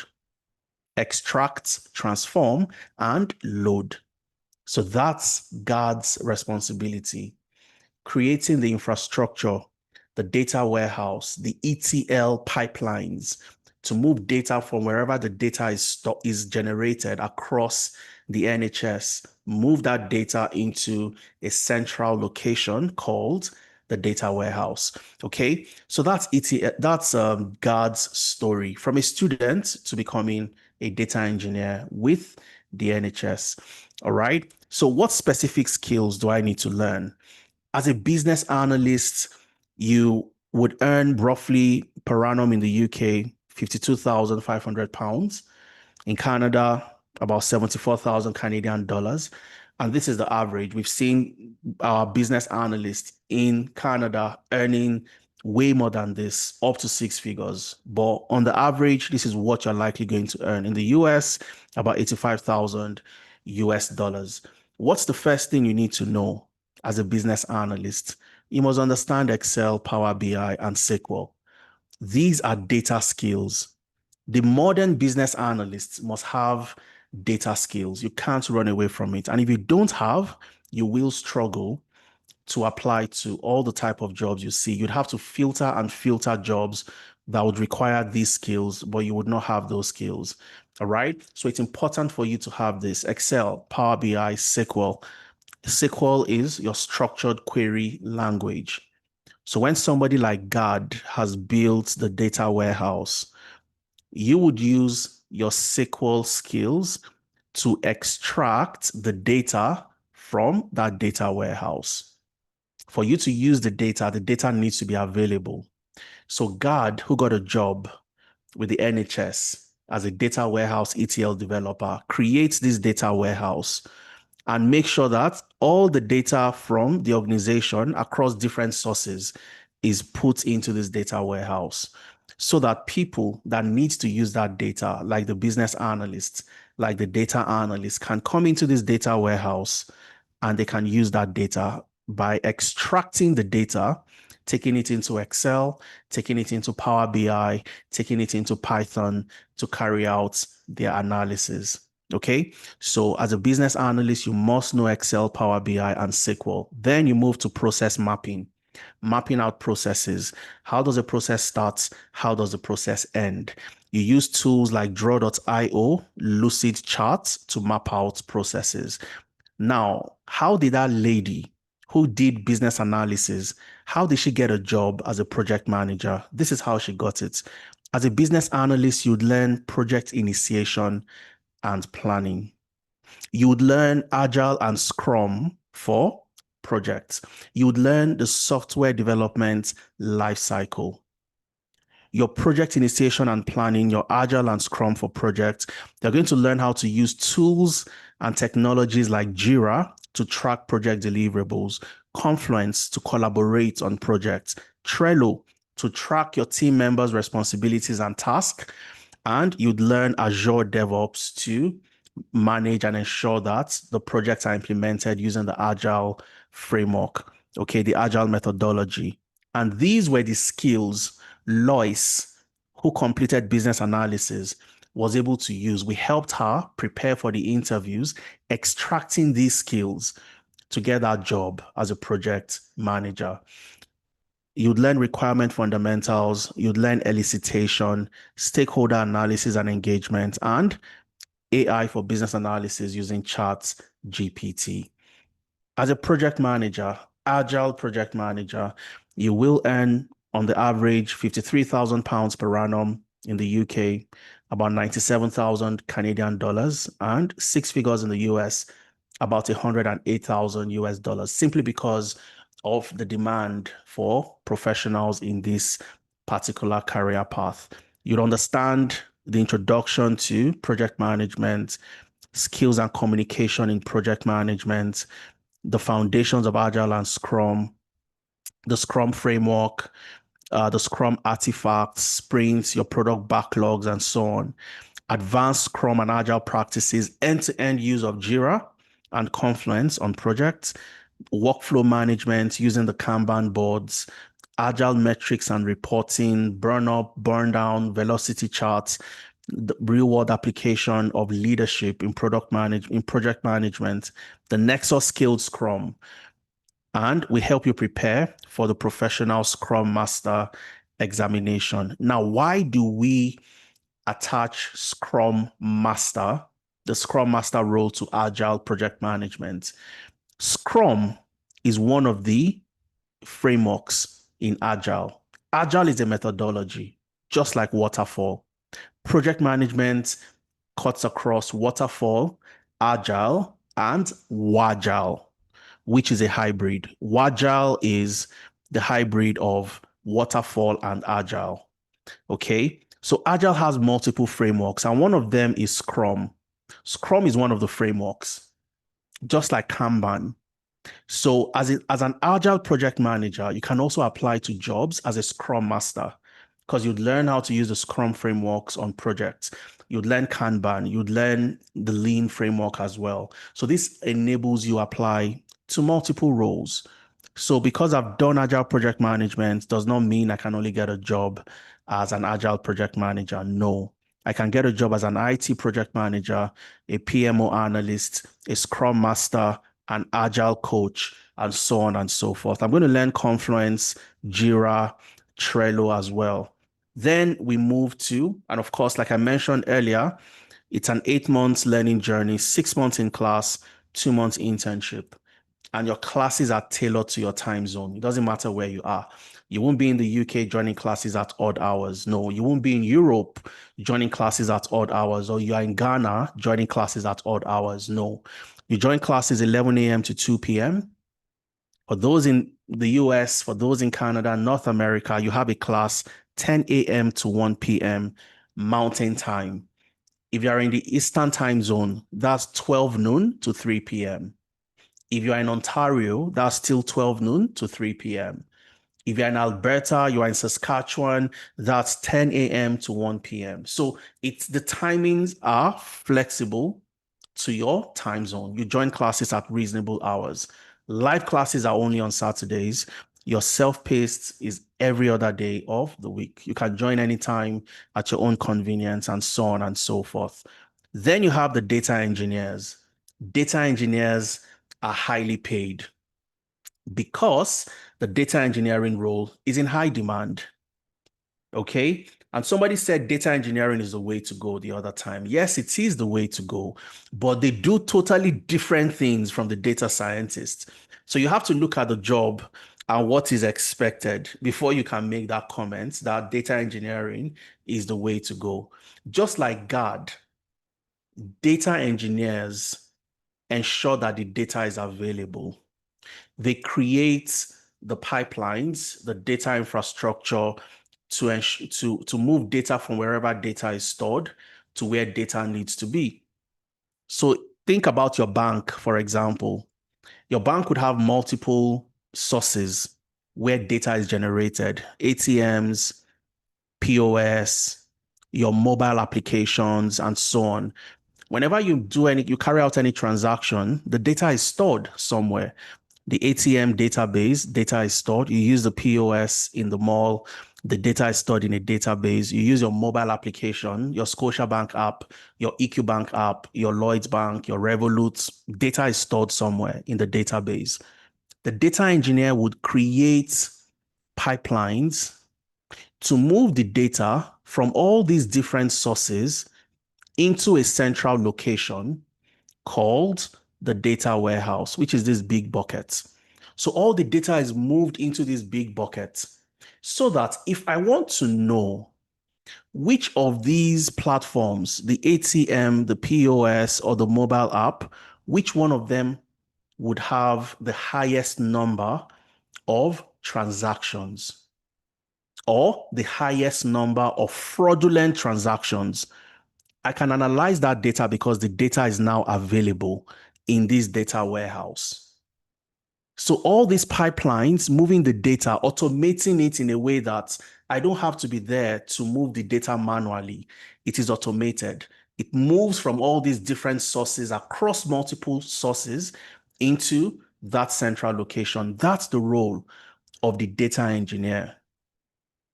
Okay, so the data scientist, on the other hand, performs a different job. They would get the data from this data warehouse to answer 3 questions. Number 1 question the data scientist would answer is, what happened? Okay. What happened? So what happened can equate to how many transactions did we have from January to May 2025, or from January till April? How many transactions did we have?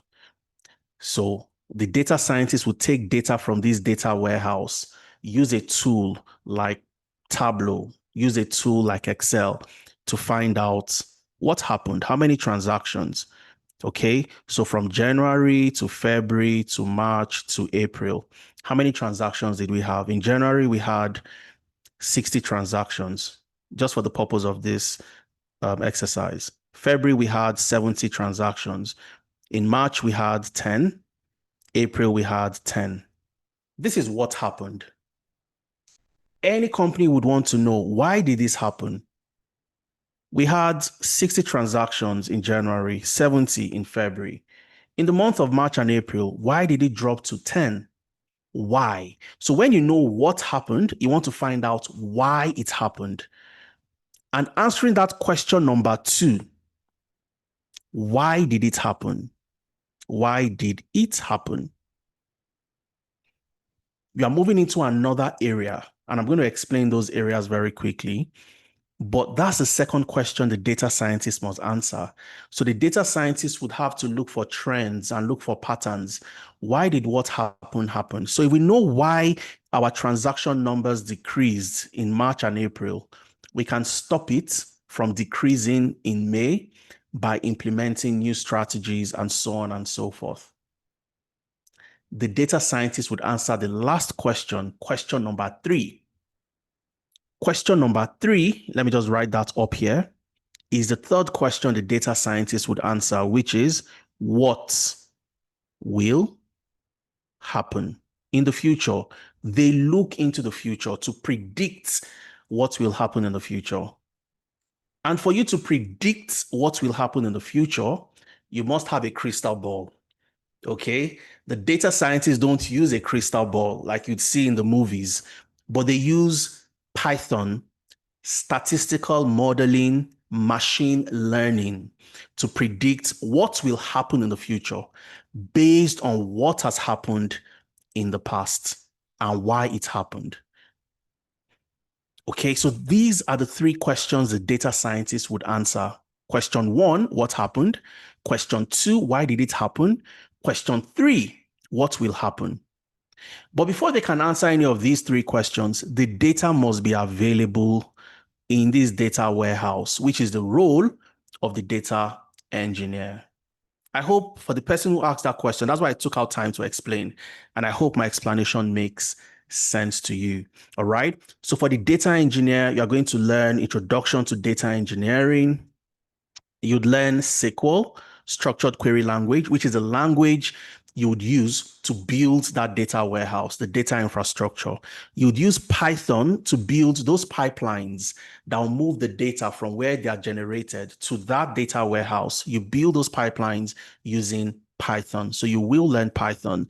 You'd learn Linux for bash scripting. You'd learn how to get data from different sources, databases, from APIs, from websites, and so on. You'd learn how to automate that process of getting data and moving the data into that data warehouse using Apache Spark and Airflow for your data orchestration, data scheduling, data pipeline automation. Then you would learn cloud engineering, GCP and Azure, Microsoft Azure. GCP is Google Cloud Platform, and you'd learn Microsoft Azure. You'd learn version control with GitHub and AI for data engineering using GitHub Copilot and ChatGPT. The data scientists would need to understand statistics to predict the future, machine learning, forecasting, predictive analytics is hinged on statistics. So if you are a data scientist and you are learning Python first, you have gotten it wrong from day one. You will get frustrated and you'd crash out of that thing you are learning. And the reason is simple, and that's because you don't have the foundational knowledge. You don't know the why before the what. So statistics is where data science starts from. So you learn statistics, you move into predictive analytics with Excel, Tableau for data analytics, then you learn SQL, structured query language. So if you notice, the data scientist learns SQL. The data engineer also learns SQL. The data engineer would use their SQL knowledge to build the data warehouse, the databases. The data scientist would use SQL to extract the data from that data warehouse so they can use their Excel, their Power BI to analyze. All right. As a data scientist, you would learn how to use Python for your exploratory data analysis, your machine learning, computer vision. You'd learn version control with GitHub, AI for data science using ChatGPT and GitHub Copilot. Finally, Microsoft Fabric. The beauty about these programs is simply the fact that you don't need to have any specific prerequisites. As long as you can open a laptop, you can open files, close a file, browse the internet, you are good to go. For 6 months, you'd work on projects, you'd learn Python starting from the data structure. What are floats, strings, and so on and so forth. You start from the different types of data, numerical data, categorical data. You start from there. And then you build your way up to learning how to use Python to do amazing stuff. All right. So it's for zero knowledge, zero background. You're a slow learner. That's why we have the blended learning approach. You can learn at your own convenience for 2-3 hours, anytime, any day, anywhere. And you join your live class to work on projects with your facilitator, have the opportunity to interact with a data scientist and so on. And for the data analyst, so the data scientist answers 3 questions, okay? Like I mentioned earlier, question 1, what happened? Because people ask the question, what's the difference between the data scientist and the data analyst? This is the difference. What happened? When you answer the question of what happened, it is called descriptive analytics. Descriptive analytics. The data scientist would answer question number 2, which is why did it happen? And when you answer the question, why did it happen? You are getting into the area of analytics called diagnostic. Okay. Pardon my handwriting. Diagnostic analytics, to diagnose. So this is where you are asking why. You're looking for more data. You're looking for trends and patterns to explain why what happened actually happened. And number 3 is what will happen. And this is the aspect of analytics called predictive analytics. You are predicting the future. The data scientist would answer question 1, 2, and 3. The data analyst would answer question 1 and question 2. Okay, so these are the these are the differences between, or this is the major difference between the two. Okay, the data scientist would do 1, 2, 3. The data analyst would do 1 and 2, descriptive and diagnostic. What happened? Why did it happen? The data scientist would answer what happened, why did it happen, and what will happen. So as a data analyst, you'd learn problem solving, you'd learn Excel, you'd learn SQL as well, because you need to know SQL in order to do what? Get the data from that data warehouse that the data engineer has created. You'd learn Power BI for your business intelligence, data visualization. You'd learn Tableau, data storytelling, AI for data science using ChatGPT, and Microsoft's Fabric. All right. So the data engineer provides the data. The data scientist would answer question 1, 2, 3. What happened? Why did it happen? What will happen? The data analyst would answer what happened and why did it happen? Okay. So as a data analyst in the UK, about £45,000 per annum. In Canada, about 71,000 Canadian dollars on the average. Because I've seen people, we've worked with people that got jobs that were 6 figures in Canada. In the US, about 86,000 US dollars. Also, we worked with people that got six-figure jobs. It's all dependent on the industry, the type of job, and so on and so forth. The structure of the class is pretty similar: 6 months in class, 2 months internship. Okay. And then you have the financial analyst, you have the HR analyst. The financial analyst is a data analyst. The difference is the financial analyst focuses on financial data only. The HR analyst is a data analyst, but focuses only on people data or HR data. So they would learn problem solving, Power BI, SQL, Excel. These are their data skills. Then they learn the core financial areas: accounting fundamentals, financial analysis, financial modeling, valuation, sensitivity and scenario analysis, and AI for financial analytics using ChatGPT. As a HR analyst as well, you're also a data analyst, but you focus on HR data. Okay. Problem solving, Excel, Power BI, SQL. These are your data skills. Then you learn HR analytics and performance evaluation, HR metrics and life cycle, HR analysis and dashboarding, collaboration and report automation, building your case and creating action, and last but not the least, AI for HR analytics using ChatGPT. I saw a news article the other time where RBC in Canada is currently bringing back all their employees into the office. And the question we must always ask ourselves is, why? Have they done the analysis? Do they know if employees are more productive working from home than working in the office? Or have they analyzed productivity data and broken them by departments and see if there are specific departments that have been more productive working from home rather than working from the office? These are some of the things the HR analyst would do.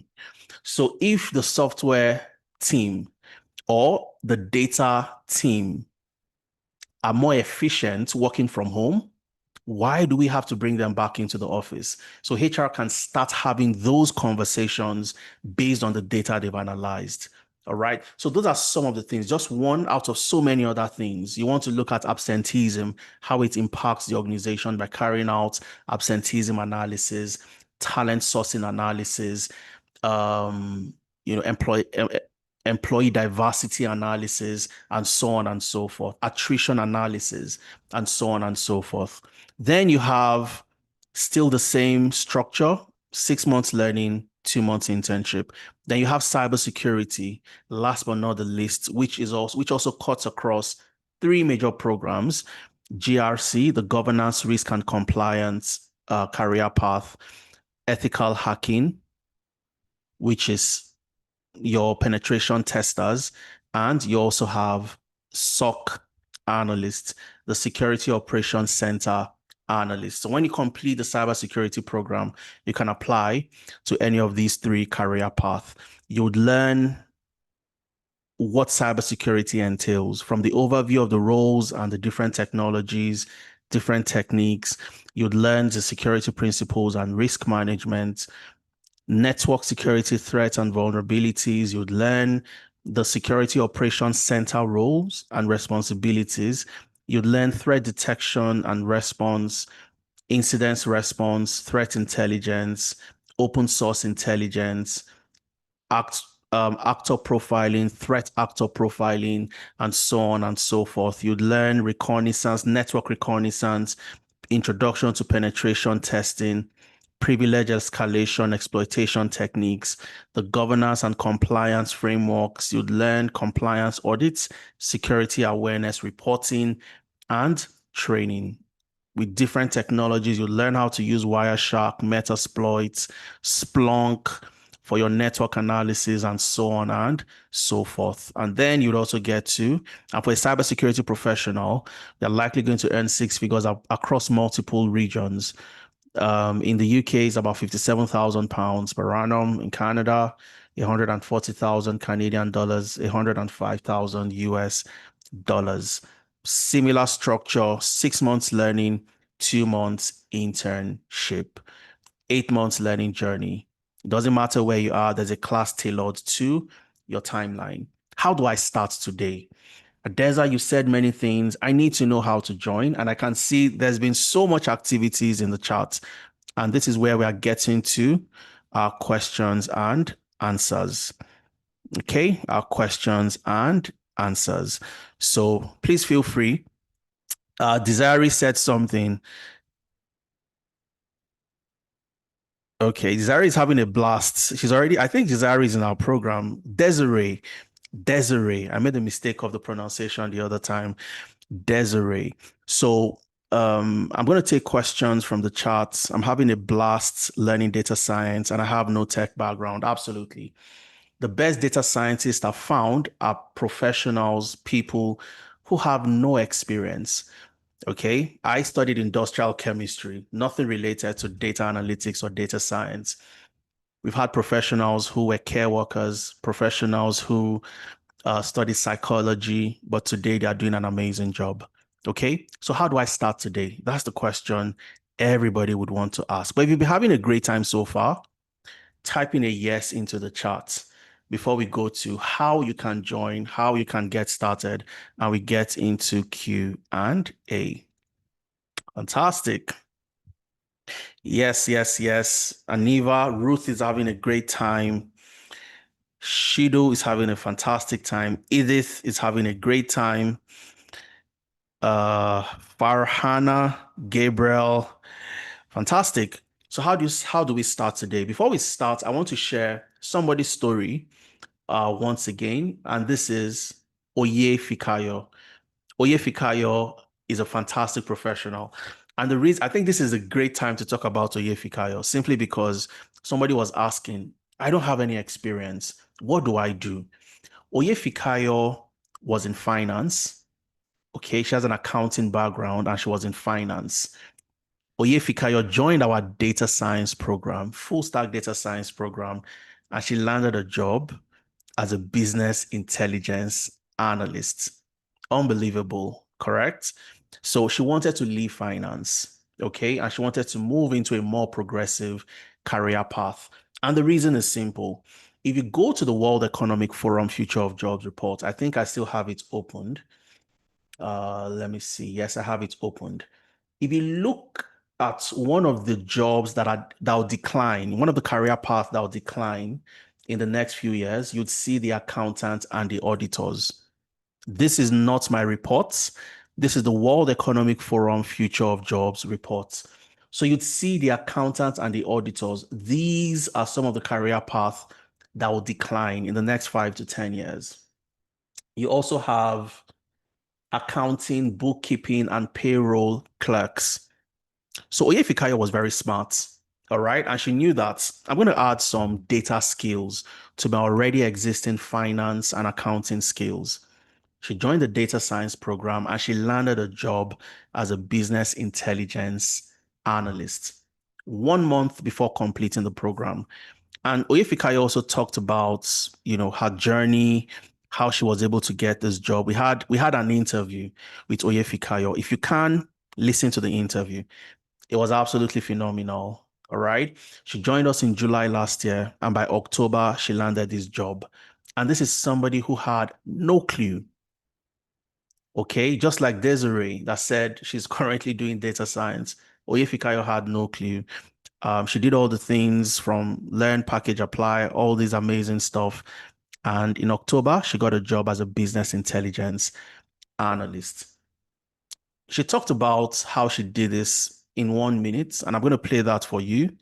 And then I'll show you how to start. We have a cohort starting in June, on the 7th of June.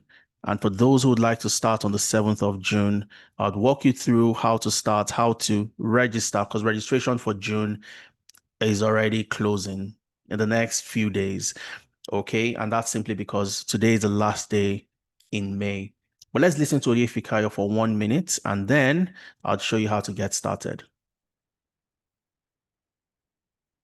I'm so happy I got the job. I got the job 1 month to the end of my program. Good afternoon. My name is Oyefikaya Adeshina. I got to know about analytics through one of their Instagram adverts at that point where I just needed a direction. I would say that is still one of the best decisions I've ever made in my career. Ever since I joined them, the classes, resources, instructors, they are great people. They are always there to support you. You have the Watch Me Do It videos where you can go at your learning pace, and you have the Saturday classes. You have assignments, you have team project where you learn, you work with different people on your team. Joining Analytics has helped me a lot because my background is finance. I'm new to tech. I've never known coding in my life, but now I can tell you I have a very good grasp of what is going on. They have the live sessions, they have the weekly, they have Wednesday, Thursday, and Friday programs where you can join CV review sessions where you can review your CV. You have your interview review sessions. This kind of support they give to you will be surprised. When I booked my interview session, they were really on my case. Like, they just gave me that support, they gave me that confidence I needed for the interview. And I'm so happy I got the job. I got the job 1 month to the end of my program. And even after getting it, getting a reference letter, like all the support you need to succeed, they will hold you by the hand till you are where you need to be. That's Oyefikayo, absolutely phenomenal lady. We have a cohort starting in June, and you have the opportunity to get started with us on the 7th of June for the next available cohort. The registration closes on Tuesday, the 3rd of June. So you have enough time to install all the tools, the technologies, which would be made available to you. We send you a welcome kit for those who have registered and made their first installment. But what do you need to get started before the registration closes? We have a discount. Our discount is still open until the 3rd of June on Tuesday. So rather than paying $900, which is the full amount for any of the 8 programs, you can simply pay a 20%. You have a 20% discount. All right. So instead of paying $900, you get to pay just $750, which means you can also make payments in multiple installments of $150 cutting across 5 months. So what you need to start is just $150. This gets you into class, and then you make your subsequent payments after the first month, the second month, third month, fourth, and the fifth month. All right. So I'm going to walk you through how to make payments very quickly, and then we'll take more questions for those who have questions. We'll interact for about 20 to 30 minutes, taking questions before we call it a day. You can reach out to any of my colleagues if you have questions related to any other areas that perhaps we might not be able to answer today. You can call Shay, call Lydia, call Shil, send us a WhatsApp message. You can send us emails, enquiries at 10analytics, admission at 10analytics, and somebody would respond to you. Okay? So how do you go ahead and make payment? Very simple. And it doesn't matter where you are. You're in the US, you're in Canada, you're in the UK. Click on that link. It takes you to the enrollment center. All right. You select the program you are interested in joining. It's going to pop out anytime from now. Pop up anytime from now. So you join it, you see the enrollment center. You have access to all the program brochures. You want to see the nitty-gritty in Excel. What am I going to learn? In Python, what am I going to learn? And so on. You can get the program brochures.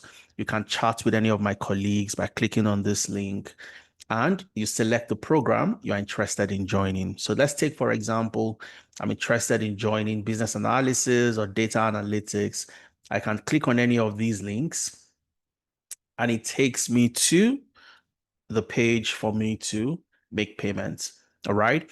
You'd see the number of seats available. The discounts, the registration was meant to end today, but a lot of people pleaded for extension.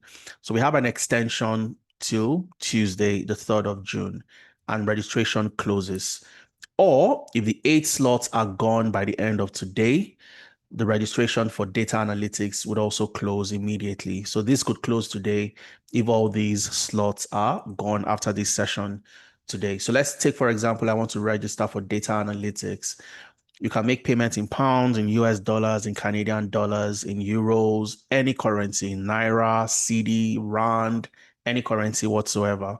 All you have to do is click here, type in the currency, and you can simply make payments. If I want to pay in US dollars, for example, type in USD. If I want to make payments in Canadian dollars, CAD, and I can click on that, and I get to see the amounts I would have to pay if I'm making a one-time payment, 2 monthly payments, 3 monthly payments, or 5 monthly payments. Okay, so if I'm making payments in US dollars, for example, the discounted fee is $750. But if I'm paying one time, making a one-time payment, I get to pay just $700. So I get an extra $50 discount. Same if I'm making my payment in 2 monthly installments. So I pay $350, I get to pay just $700 instead of $750. Well, if you're making your payments in 5 installments, for example, you pay $150 for 5 months and you complete your discounted fee of $750. Okay. If you also want to make payments in pounds, same stuff. Just change the currency and everything. You'd see the equivalent in pounds. Okay. So I simply come in here. I want to make 5 installments. Click on that. Click on secure your seat. And I'll see when I'll make my first payment today. Second payment would come on the 30th of June. The next would come on the 31st of July, 31st of August, and the final payment on the 30th of September. I get to pay just £123 to get started. Okay, click on proceed, enter all the details, enter my name, enter your email, enter your phone number, click on proceed, confirm your email is correct, it looks good. Pay with your credit or debit card. And once you do that, you have access to, you get an automated confirmation into your email. And you also have your welcome kit sent to you on Tuesday, the day the registration closes. The welcome kit contains everything that you need, how you join your WhatsApp group, to how you join your classroom, to how you sign up and log into the LMS, and so on and so forth, ahead of your class starting on the 7th of June. Okay. And if you have commitments in June, for example, and you want to start in July, because we have a cohort that'll start on the 5th of July, but you want to take advantage of the discounts today, you can also do that. When you're filling the form, because after completing payments, you get that email confirming your payment, you also get automatically redirected to this form. The link to this form also gets sent to your email. So if you click on that, you'd see this form and you can get to fill the form. Okay. So I'm just going to skip next, fill all the details, your type of payment. Was it a first installment or full payment? Click on next. Okay. Next. Fill all the details, your name, your registration email, your gender, fill all those details, terms and conditions, contact details, next. When did you make payments? Select all those details, next. And eventually, for those who are not entirely sure, should I join data analytics? Should I join cybersecurity? Should I join financial analytics? If you are not sure, select I need to speak to a professional. Would organize a clarity session where you get to speak to experts who would walk you through how to select the right career path. Okay. If you are sure, I'm going for data analytics, select that and click on next. If you're not sure, select I need to speak to a professional. So you also get to select, do you want to join the class for those in the morning or in the evening? And simply, this is dependent on your location. So if you're in the UK, for example, you're in Nigeria, you're in Ghana, you're in West Africa, you're in Europe, in Poland, in Germany, Belgium. I want my class 11 a.m. British summertime. Or I'm in the US, I'm in Canada, I'm going to join 11 a.m. Mountain Standard Time. Select your preferred schedule, click on next. When do you want to start? The next available cohort is on the 7th of June, next week, Saturday. Or you can also start on the 5th of July. But the beauty is you would have taken advantage of the discount available. All right. And that's how you get started with us. Okay, so I'm going to take questions from you and before we call it a day. Okay, let's take questions. Egbon Victor has his hand up. I think I'll take Victor's question and then I'll take questions from the chat. So you can keep the questions coming in from the chat. I'll take that. But before that, let's take question from Victor. So Victor, I've asked you to unmute yourself. Please go ahead. Let's hear from you.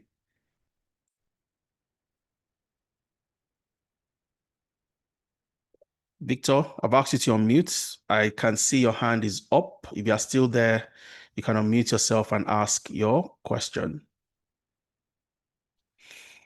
Yeah, thank you very much for All the right. lecture. Where are you joining us from today, Victor? From UK. From the UK. Fantastic. So what's your question? Yeah, I wrote it in the chat box, but let me just say it. Okay, As a please go ahead. medical doctor, Yes. what a career path in terms of this um stuff we are doing that will be needful for us? It's Okay. either data analysis so that we can now know the one that will suit us best so that we can go alongside. All right, fantastic. So there are two major areas I always recommend to medical doctors, healthcare practitioners, essentially. And those two areas are either data analytics or data science. Okay, data analytics or data science. Now, why would you select one over the other one? Now, for the data science program, like I explained, you would need to learn Python. Now, Python in itself is not difficult. Okay, Python is a programming language. We start from the nitty gritty. When you're learning a language, you start from the alphabet, A to Z. Python is the same. You start from the data structure, understanding the different data types, the different data structures, and so on and so forth. So it doesn't matter what you've done before, you can learn Python. But for some people, Okay. they're not interested. I don't want to learn programming. I don't want to learn how to code. I'm so far into my career. I don't want that hassle right now. So if you're that type of person, then you want to go for data analytics. Okay. Now, Okay. these two areas would give you almost equal opportunities because you can find yourself in a healthcare data role. We had somebody who got a job as a pathology data analyst with the NHS and so many other roles like that related to the healthcare sector where you are analyzing data, public health data analyst, and Yeah. so many other roles in the healthcare sector, essentially. So you can get that as a data analyst using tools like Excel, Power BI, SQL, Tableau, and so on and so forth, or as a data scientist using similar tools, but this time around you have the knowledge of Python, to that. So you can build machine learning models, use different machine learning algorithms, and so on and so Okay. forth. So it all depends on your own preference. If you don't mind learning how to code using Python, that would be the way to go. But if you don't, then you can go for the data analytics program. I don't know if that makes sense, Victor.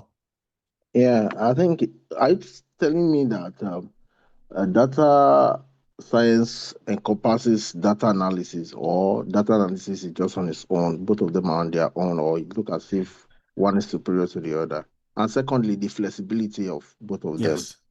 Yeah. So I don't like to use the word superior, and I'll tell you the reason why. Now, Okay. you are a medical doctor, like you said. What's your specialty, Victor? Okay, I'm a family physician. You're a family physician. Brilliant. Now, you have those who are surgeons, correct? You Yeah, have surgeons, you have orthopedic doctors who focus on the bones and so on and so forth. Their specializations, right? So, yeah, being a family physician, you're a medical doctor, you can address different aspects. If I have tummy ache, or I have a headache, I'll come to you and you tell me what to use, you treat me and so on. But if I have a broken bone, I still go to and see a doctor. But this time around, I don't go to different. see my family physician. I would go to a specialist in that particular area. All right. So each role has its own specialization. However, they're under the same umbrella of data itself. So as a data scientist, your focus is on predictive analytics. However, you can do the job of the data analyst. So if you go to that orthopedic doctor who focuses on bones, putting bones back, fixing your bones, if you have other issues, they can address those issues for you. They can tell you that this is probably what is wrong, or take this, take Tylenol, or take this, or take that. But that's not their specialization, but they can do that job because they all went to medical school, right? So that's the same way the data science and the data analyst role is. The data scientists has an understanding of what the data analyst does and can do that job, even though that's not their specialization. Their specialization is on predictive analytics. What will happen? I can predict and tell you what will happen in the future using statistical models, machine learning models, and so on and so forth. But if you want me to do that job of the data analyst, which is I'm going to build a dashboard, I'm going to analyze the data using Tableau and so on and so forth. I can also do it, even though that's not my specialization. All right. So the data analyst is that family physician who would get that data, use Excel, use Power BI, use SQL, and build dashboards, show you what happened and why it happened. That's where they're focused. That's where they have a focus on, but they don't learn predictive analytics Yeah. like the data scientist. So the rule of thumb is the data scientist can do the job of a data analyst, while the data analyst can do the job of the data analyst, but cannot do the job of the data scientist, except they pick up that particular specialization in predictive analytics in order to do the job.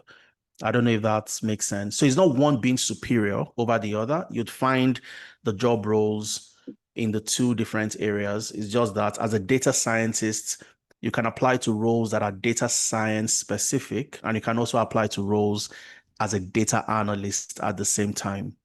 But the data analyst applies to just roles around the data analyst career path, like the business intelligence, the sales analyst, the data, database administrators, and so on and so forth. If that makes sense, Victor. Yeah. Thank you very much. Yeah, you're Yeah. welcome. For the flexibility, you didn't talk about it. Which one is more When you flexible? say flexibility, what Yeah. exactly do you? As regards the course outline and how to Yes, be to combine it with your profession, which one yes. has the better flexibility? They pretty much have the same for the data analyst and the data scientist. So, because I've done data science, does not mean that the type of combining that to healthcare means I'm going to get more opportunities or more roles and so on. What it simply shows is that you are somebody who has medical experience or competence, and then you've added data to your skills at the moment. So you can use data within the healthcare sector to answer questions that are healthcare related. All right. So Yeah. with what you currently do at the moment, your classes are structured the same way. You join classes at a particular time. Your live classes on Saturdays. Every other day, you have your self-paced class. You work on different projects. It doesn't matter that you are in healthcare. You work on healthcare projects. You work on retail projects. You work on different other projects. And you pretty much have same flexibility around the two career paths. The advantage, like I mentioned earlier, is simply the fact that as a data scientist, you have a broader level of jobs you can apply to because you can also do that job of the data analyst. So if you even leave healthcare aside and say, I want to get a job in NatWest or in Lloyd's or any other organization in Virgin, for example, as a machine learning engineer, you can do that as a data scientist. You can get a job as a business intelligence analyst, as a data scientist, and so on and so forth. So you can apply to a broader range of jobs compared to the data analyst because you can apply to those jobs from the data analyst aspect and even other jobs from the data science areas, which the data analyst wouldn't be able to do, if that makes sense. Yeah. Thank you very much for having me. All right. Fantastic. All right. So these are the questions, the type of things we answered during the clarity session. Okay. So, and if I answer everybody's questions the same way, would spend a whole lot of time taking questions. So what I always advise is secure your discount so that all the slots are not gone, and then jump into the clarity session. When you're filling the form, select I need to speak to a professional. So we make that arrangement, we have a conversation with you, and we help you get into one of the programs that where you'd get the best value, extract the best value for your investments eventually. But one thing you must always remember, there is a pathway for everyone. You don't like mathematics, you don't like coding, there's a pathway. You don't want to do anything related to statistics and so on, there is a way for you as well. All right. If you don't want statistics, you don't want Python, you go for the data analytics program. I did data analytics. I've worked as a data analyst for the most part of my career, and I've had a stellar, amazing, I wouldn't change my career for anything else. Okay. So that's one thing you should always have at the back of your mind. Let me see. Let me take questions from the chat, then I'll come back to those who have their hands up. Somebody's asking, what about lawyers? What would you advise? So we've had lawyers join different programs, okay? So for a lawyer, it all depends on your own preference, all right? It depends on your preference. We've had lawyers who joined. I'll see if I have the gentleman on my slide, and I'm going to show you one of them who joined us as a lawyer, but he joined the business analysis program, okay? And he's doing an amazing job as a lawyer, because in any law firm or any organization, they get to you, they have processes, process for this, process for that. And the business analyst role is to optimize processes and make any organization more efficient, to increase revenue, to reduce losses. Okay. So this gentleman came in, he was a lawyer. His name is Temi Vaughn. I'll see if I have him on my slide, and you get to listen to him essentially. He joined our business analysis program and he's doing an amazing job as a lawyer in the UK. If I don't have him, I'll look for it on YouTube and I'll show you Temi. Yeah, so that's him right there. So this is Temi, for the person who asked the question. Let me see if you can still see my slide. Yes. So that's Temi. Temi is a lawyer. He joined our business analysis program and was able to transition into business analysis. So what I'll do is I want you to listen to Temi, because I'm sure you will be more convinced listening to a lawyer yourself speak about the program they joined and the value they got from that as a lawyer. Okay. But one thing you should have at the back of your mind is it's totally dependent on you. And the beauty about technology skills is you can add it to any current competence you have. You could be a logistic professional, you add data analytics or data science skills, and you become a logistic analyst. You become a demand planner. You become a supply chain analyst, and so on and so forth. Okay. So you can pretty much combine, if you are in accounting, you are in finance, and you add data analytics to your skills, you become a financial analyst, a commercial analyst, a cost analyst, and so on and so forth, a sales analyst. So you can pretty much take skills within the tech ecosystem, add that to your current competence, and you simply would find yourself in an amazing career path. Okay. So, but let's listen to Temi, who is a lawyer, and let's hear from him.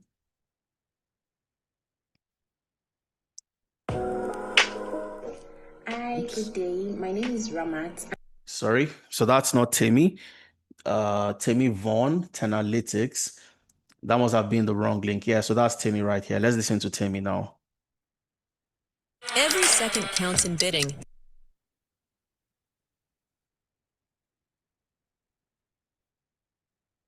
I am a lawyer. Take that. Hello, everyone. I hope you are good. My name is Temi Vaughn. I am a lawyer, and thanks to Tenalytics, I am now a business analyst. Now, I'm not doing this video because it is compulsory to do it, but because my journey with Tenalytics has been life transforming, and I want to share that with you. I remember I first of all encountered Tenalytics on Instagram, and I joined their free Zoom session, and that session was very convincing. Even the information they shared during the session was very, very useful. I didn't join the first time, right? But the second session that I had with them, I was convinced and decided to join.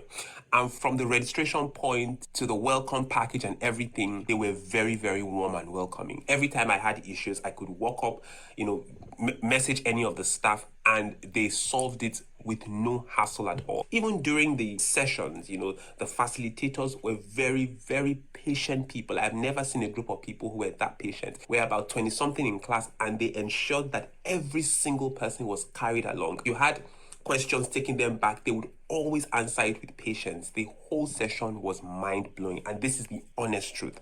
Now, we're in an era where some certain skills are really required. Skills like business analysis, data engineering. And so my advocacy to you is, whatever you are doing, you need one or two of these skills. Now, if you want to learn these skills, I don't think there's any other place you can learn it other than Tenalytics. Now, these are some of the reasons why. One, apart from the fact that the organization will take you through the rudiments, they will equip you with the skills needed to succeed in whatever course that you're taking. Another thing is that they help you to navigate through the tech world, especially if you've never been in the tech space before. They take you through how to write your CV properly, how to make sure that your LinkedIn is updated. Also, another interesting thing is that apart from the sessions on teaching you the skills and taking you through the course, they have various sessions, mentoring session, what to expect when you go for an interview. In fact, if you have an interview, right, maybe you've applied for a job and you have an interview, you can actually send the organization an email or a message and ask them to do trial interview for you. And most of them, they are experts. Like, they've been in this thing doing it for years. So they know the questions that you'll be asked. So they help you, literally taking your hand and helping you through it till you are able to succeed. And the good thing about this, again, they have an alumni group. So even when you are stuck, maybe you're already working and you are stuck, you can always message any of your facilitators to say, how can I go through this? So it's not just an organization that is concerned about your money. They are really concerned about you succeeding in whatever it is that you do. Just because I have taken this course, right, apart from applying for jobs and all of that, everything I do now, I make sure that it is data driven, right? Even in the organization that I run personally, I run a social enterprise, I make sure that I now have the skills to, when I'm asking a question using Google Form, I'm able to elicit information, data, and analyze the data to make informed decisions. So my mindset has really been transformed. Apart from the skills that I have, everything I'm doing, I'm making sure that it is data driven so that I can make informed decisions. Honestly speaking, if you really want to advance, right, I think that one of the places you should be is really Tenalytics, because they just don't teach you the course that you've registered for, but they take your hand and ensure that you succeed. Have a great life. So that's Timmy. Timmy is a lawyer. For the lawyer who asked that question, Timmy completed the business analysis program, and Timmy currently got a job as a business analyst, made that transition. And there are so many other success stories. I'm not going to, you have them on the slide. You can always go through these amazing professionals. This is Ebube. Ebube was a care worker also in the UK, joined our program, our data science program, and this was where she got her job. My new role is data scientist, my first proper job in the UK after Tenalytics training. And she shared her her ID card with us.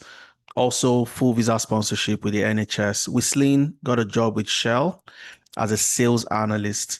You have Vivian, who had 3 offers with different organizations. Julius Baer, she got a job. She got an offer from PwC, and eventually she went for Julius Baer simply because the pay was better, the pay was good, and she had flexible way of working. And there's so many other professionals.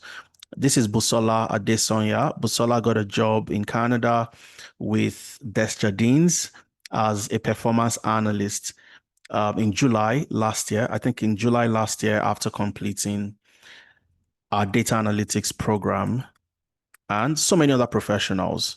Okay, so many other professionals. This is Abigail.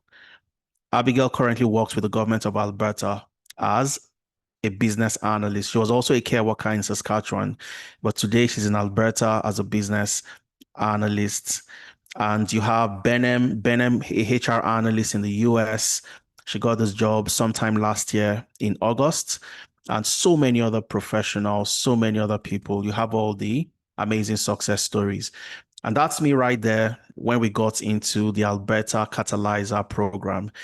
This is a program for innovative companies looking to expand their impact across multiple customers and also multiple regions. So the link to the article is there. We got into this program last year, the Alberta Velocity program. That's me right there. That's a co-founder, Ifemena, and other amazing founders. And they, did a bit of a write-up about us and what we do, helping the Black community land and break into tech-related roles. Over 2,500 Africans successfully land in tech careers and so on and so forth. Okay, so you have numerous materials right here in my slides. You can all take advantage of them. One thing I want to show you before I come back to take maybe 2-3 questions is follow us on YouTube. Okay, follow us on YouTube and you'd see the amazing professionals. So when you go to YouTube and search Tenalytics, it takes you to the Tenalytics page on YouTube. All right. If you click on videos, you'll see all the videos over the last 3-4 years. You can watch, learn different other, topics that we've spoken about, we've talked about. We've brought amazing professionals who have landed jobs.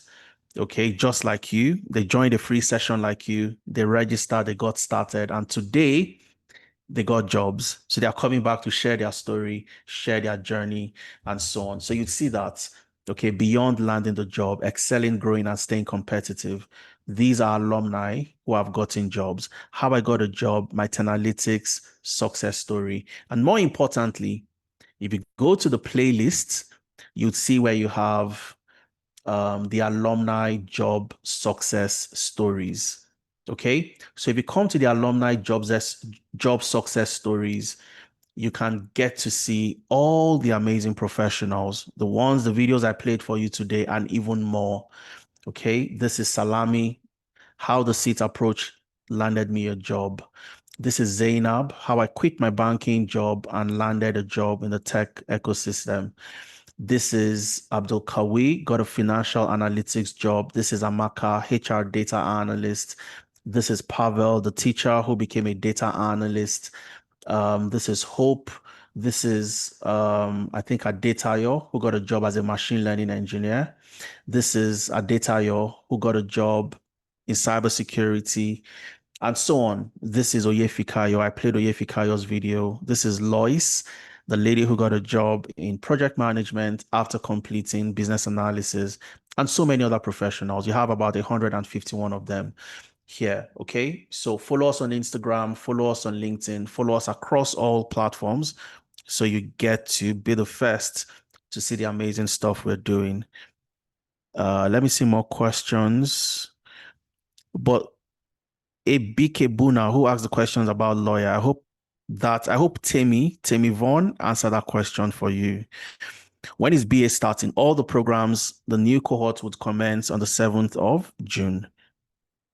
Okay, I'm an accountant. What would your advice? Data analytics, accounting plus data analytics equals financial analyst, commercial analyst, financial planning and analysis professional, FP&A, and there's so many other investment analysts. All right, so that's what I advise, Bolanle. Okay, so secure your slots.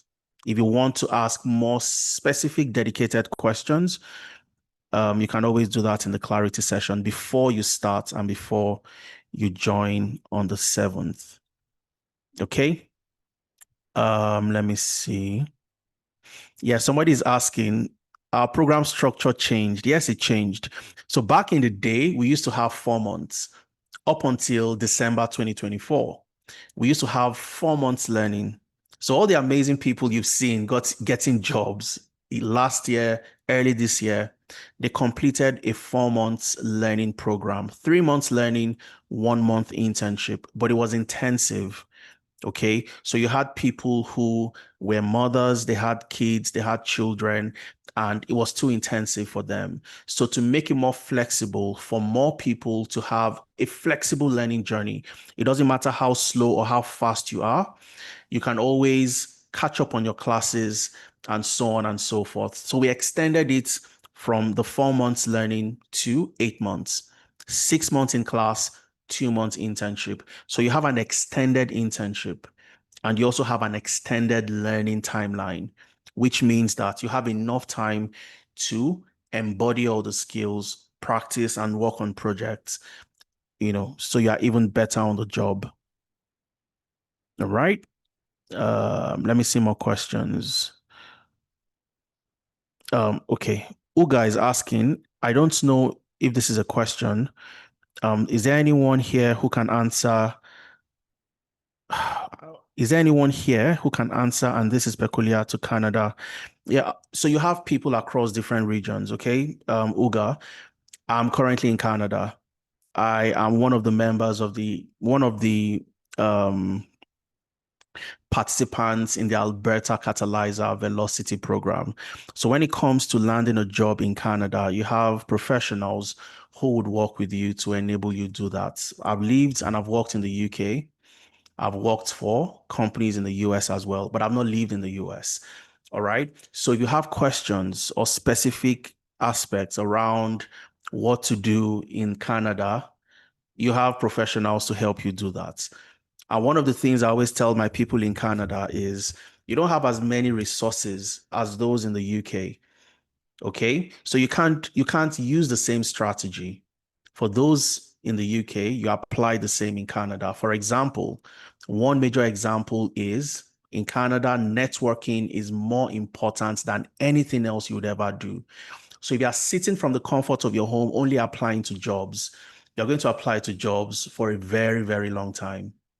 All right. The Canada job market is not growing as fast as the UK job market, as the US job market.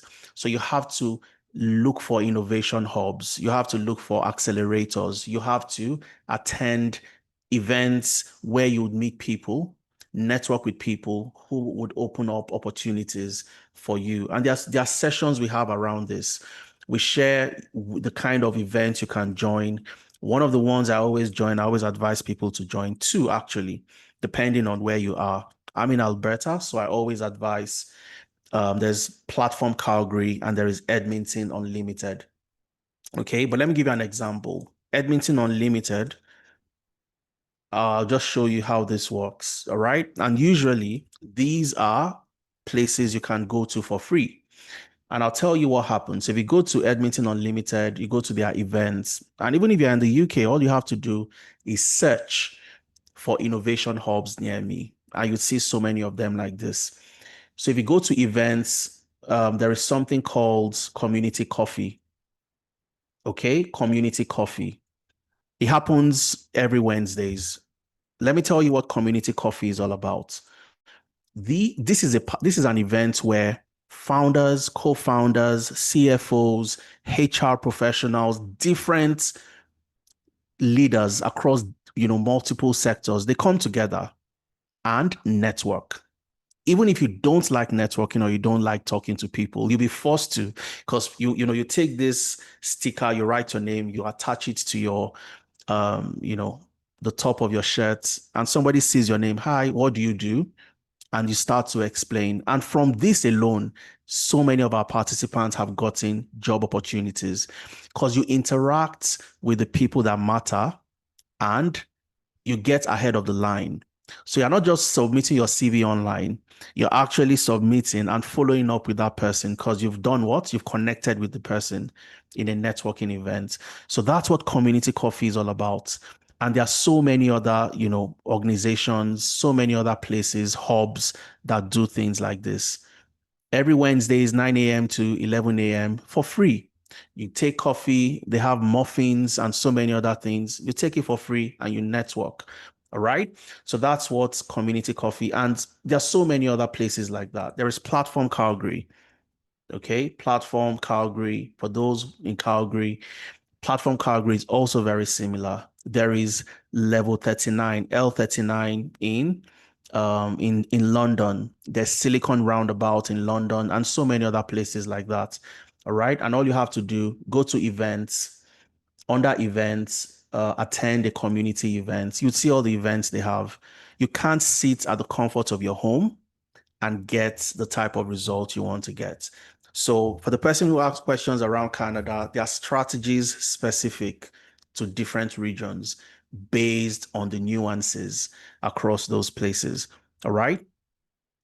Time is fast spent, and we're going to call it a day at this point in time. There's so many questions. If you've selected any of the programs and you are ready to join one of the programs, you've secured your discount, make sure you secure one of the slots at the minimum so that you don't come into the clarity, you get your question answered, and then the slots are gone and you have to pay the full amount.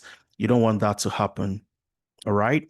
I want to study data science in the UK. I want to find out how this program can help me. Trust me, Lassell, it might sound like because, oh, I'm 10 analytics, I'm tooting our horns. But trust me, I studied big data science and technology in the UK about 3 years ago. It was a waste of my time. It was a waste of my money. Okay. I did it to have the profile, all right, to brag about it, that I have a master's in big data science and technology. But I can tell you that I would teach my lecturers how to implement all the things they were teaching us theoretically, because it was all theories. We worked on different theses, and there was nothing that would teach you how to do the job in the real world. You're not going to learn that from your masters. You would go ahead and do the masters, but remember that Deza said this: you won't learn what would enable you do the job from your master's program. That's a given. And anybody who studied in the UK, who's joined our program, they all had the same experience. All right. So my advice to anyone is you can have the master's for a feel good, brag about the fact that you have a master's in data science, in big data, and so on and so forth. But if you want to have the skills to do the job, that's where joining a analytics program makes a difference, because what you focus on is on knowing how to do the job by working on projects, solving real world problems, and you'd stand out in class when other people are struggling in class because you understand things from the implementation point of view and not just the theoretical perspective. You stand out in class when you're having lectures. I don't know if that answers your question. Okay, Nanel's community enjoys the same discounts. The discount is not different for Nanel's community. So we extended the discounts to Nanel's community. So if you're coming in from Nanel, the discount is 20%. Instead of paying $900, you get to pay $750. All right. So once you're making the payment, you change the currency, you'd see the equivalents in pounds, and you go ahead and secure your discount. Again, don't forget, make sure you fill the attendance form, follow us across all social media platforms. And I would look forward to starting with you, working with you in your journey from the 7th of June, 2025. If you had an amazing time today, you enjoyed yourself, type in a yes into the chat. Okay? Type in a yes in. So the reason why we do this every single week is because a lot of people don't know what they get into. So they just jump into different, places and so on. So we do this to not just educate, but to also open your minds into the possibilities out there. All right. So follow us across platforms, engage, send us messages. We'll be very happy to engage with you as well. And for those of you who have joined and registered already, I look forward to working with every single one of you. All right. So thank you very much. I'd look forward to joining you in class. Secure the discount, join the clarity session. Between myself and my colleagues would help you answer all the questions. For those in the UK, which platforms like Platform Calgary, there are so many of them. There is L39, like I mentioned, level 39. There is Silicon Roundabout. But just type in innovation hubs near me, tech accelerators near me, and you'd see so many of them pop up. Visit one of them. Most of them are free for you to attend. Okay, don't sit at home and you assume you're just going to turn in your application. Sending applications in is one strategy out of so many. Networking is another. You have how to also target agencies and so on and so forth. And these are the things we get to discuss in our navigating the job market sessions and so on and so forth. Okay. So I look forward to seeing you joining the program. Have an amazing, amazing June as the month of May ends today. Cheers, everyone. I'll see you in another session in the future. Have an amazing weekend.